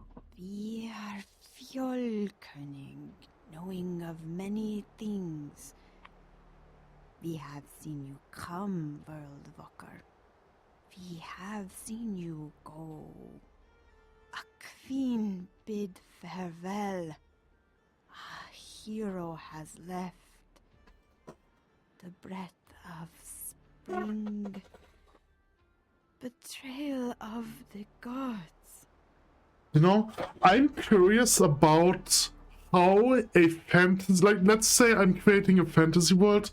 I am curious about how this world would look like if you take all the worlds from different mythologies and put them together, right? Like, I actually don't know much about the 9 worlds of Yggdrasil. It's not... I mean, I know Muspelheim, which is one of Muspelheim, Nibelheim. These are like the more relevant ones than the other ones. I mean, Asgard, of course. You have Asgard, Midgard, and Utgard, right? These are the three most common ones. Then you have Muspelheim, which is the land of flames. You have was it Nibel? I don't know if it's Nibelheim or Helheim. I actually don't know if these two worlds are different worlds or if they are the same. Right, because I think the lore of Hel, or of Hel, Hel is she pronounced, is that she was thrown into Nibelheim, and then she became the queen of Nibelheim, and renamed it into Helheim, but I'm not sure about this. So I actually don't know if Nibelheim and Helheim are two different worlds. Then you have Vanaheim, which is like... Vanaheim is like one of the most niche of the 9 worlds. Like, you're not going to know about Vanaheim's existence unless you're actually very deep into Norse mythology. And then, wait, so I have the 3 main ones, and I have Muspelheim, I have Nibelheim, I have Vanaheim. These are 6. What are the other ones? There's one for dwarves, I think. But I don't remember what its name was. You know what? Let me just Google the 9 realms. 9 realms Norse mythology. Fuck you, AI.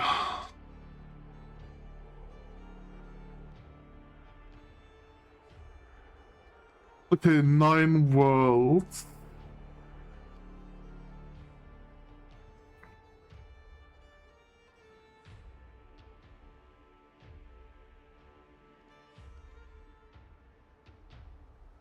Okay, it actually doesn't tell me about the worlds. Ah yeah. No, never mind. Mimi's mermaid. I still have to laugh at this joke that isn't funny. It's the Mimi's well, or Mimi's Bruna. And it's like just mermaid's Bruna. Okay, anyway.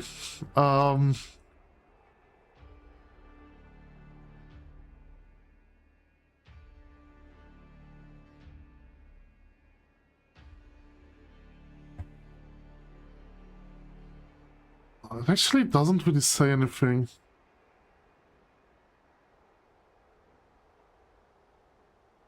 Okay, this site just makes 2 references. Okay, so this is actually what I was looking for. So Nibelheim and Helheim are the same one. Okay.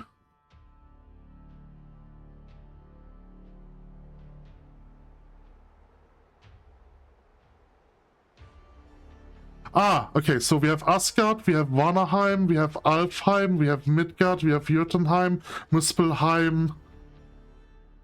I don't know this one, it's called Svartalfheim or something like this. I've never heard about this one. And then we have Nibelheim, which is sometimes known as Helheim.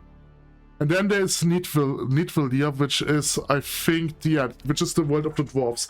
Okay, so essentially I could name everything. Okay, I didn't name Jotunheim, and I also didn't name Alfheim, but I knew that those existed. But I have never heard of this one, of Svartalfheim.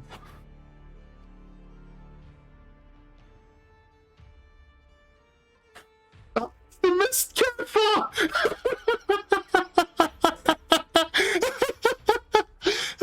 Okay, so there's a game that I like to play, or used to play, which is called Novgorod, which is essentially it's a strategy game, like similar to Age of Empires, but like it's Norse themed. Not necessarily Norse themed anymore, because you also have French kingdoms now. But it's a very niche game. It's like a combination of Age of Empires and Sid Meier's. Because on one hand, you have real-time combat, but you colonize provinces, you have real-time combat, but essentially resource gain is based on time. So you're not, like in Age of Empires, you gain resources if your people essentially collect them and then put them in. In Novgorod, you just essentially get them based on time. Right? I think you get one every 10 seconds. Right? So like you gain resources just passively if your people are collecting. They don't have to bring it back. And you get this in intervals of every 10 seconds. I played this game together with a friend. We've played co-op. There's a roguelike mode, so we played the roguelike mode in a co-op, and there is a race, or like there is like a neutral camp, which are called, I don't know how to pronounce it, I'm just pronouncing it like based on based on me being a German, which might not be correct because this is Norse, which is like, it is a similar language, but it's still a different language. And they're called like Mirkafa, which are like in the description of Novgorod, they are like Dragonborns, or not exactly Dragonborns, but they are like descendants of dragons. And like me and my friend, we like to call them Mistkäfer, which is essentially the German word for dung beetle, just because they are annoying, like they are the bandits, they're always raiding you, and because the name just looks very similar to Mistkäfer. So that's like the insider joke. Okay, so they actually have their own realm. I didn't know that. I don't think Novgorod has used this realm yet. Like, Novgorod uses those realms for campaign modes, but I don't think they have used this realm yet. Okay, that's actually interesting. Okay, so the point that I wanted to make earlier, or what I wanted to talk earlier about, is like, what if you take like different worlds, or like all the worlds from different mythologies, stitch them together into a fantasy world? Like, it would be interesting to see how this would look like, but I think a lot of worlds are just overlapping each other, and I'm pretty sure that Norse mythology has one of the most worlds. Like, in Greek, is there actually Utgard here? No, they don't have Utgard. Right, so they have Asgard and they have Midgard, but they don't have an Utgard. That's interesting. Yeah, Utgard is probably just another name for Nibelheim, because Utgard is like the underworld, but that's Nibelheim or Helheim here. Like, what's interesting is, there are a lot of words overlapping, right? Like, obviously, the Olymp in Greek would be Asgard in Norse mythology. The Hades would be Nibelheim. Not sure if there are other worlds, like how other worlds would fit into it. I think Greek only has 3 worlds, right? You have Olympus. I mean, Elysium is part of Olympus. And then you have just Hades. I'm not sure if the realm of Poseidon is considered as a different world. I mean, technically Hades is also not... I mean, technically you only have one world in Greek, but in Greek mythology, but like Olympus is like obviously outside the realm of humans, and Asgard. Oh my god, my brain is so broken. Hades is also outside of the realm of humans, right? So you could consider them as their own world. I'm not sure about Chinese mythology. I've only know about the Jade Palace, which is not a Jade. Was it called the Jade Palace? No, was it? Was it the Mandate of Heaven? I have to Google that. I don't know much about Chinese mythology, but the one thing that I know about is that they have like this they have also like a concept of heaven, but which is like just a palace. But I don't remember what the palace is called. I think it was the Jade Palace, but I'm not sure about this.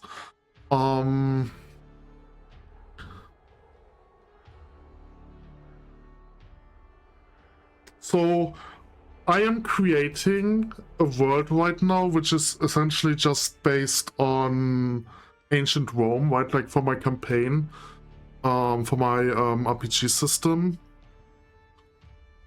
And like what I wanted to do is, or like what I wanted to do in general for my worlds is that I have 4 layers, right? So yes, you have the overworld, then you have like the cave layer, which is like the Underdark, then you have a underground, which is essentially a place lower, it's a magnitude lower than the Underdark, right? It is essentially so close. But like the Underdark is a cold place where not much life can grow because it's like underground and it's too far away from the surface. But the idea of the underground is that it's so close to the center of the world where like the where it's like thermal energy comes from, that life can exist there, right? So you essentially have like underground jungles, mushroom plains and such. Right, so that's the idea of the underground, and then there's the hell layer, which is essentially like the literal hell, where it's so hot that you have rivers of sulfur and things like that. And then that's like essentially the current idea that I have with my world. Another idea that I had is that like heaven is like on the moon or something like that. But I have scrapped that idea a long time ago because it's stupid.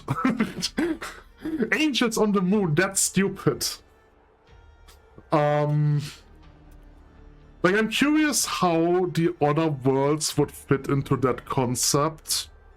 I mean, Muspelheim is obvious. Muspelheim would be Helheim. You would have Nibelheim, which would just be the Underdark, I guess.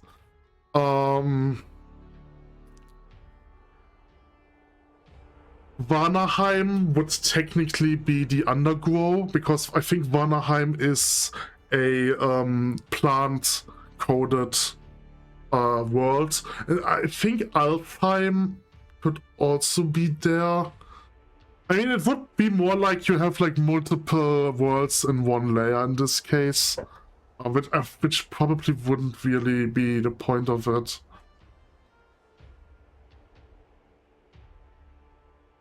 Okay, anyway, I've talked enough. I have reached the 2-hour mark. I'm going to end this video here. Yes, this video, because I don't want to have videos that are longer than 4 hours. Because they take way too long to... I forgot what the process is called. Whatever, I'm going to end this video here.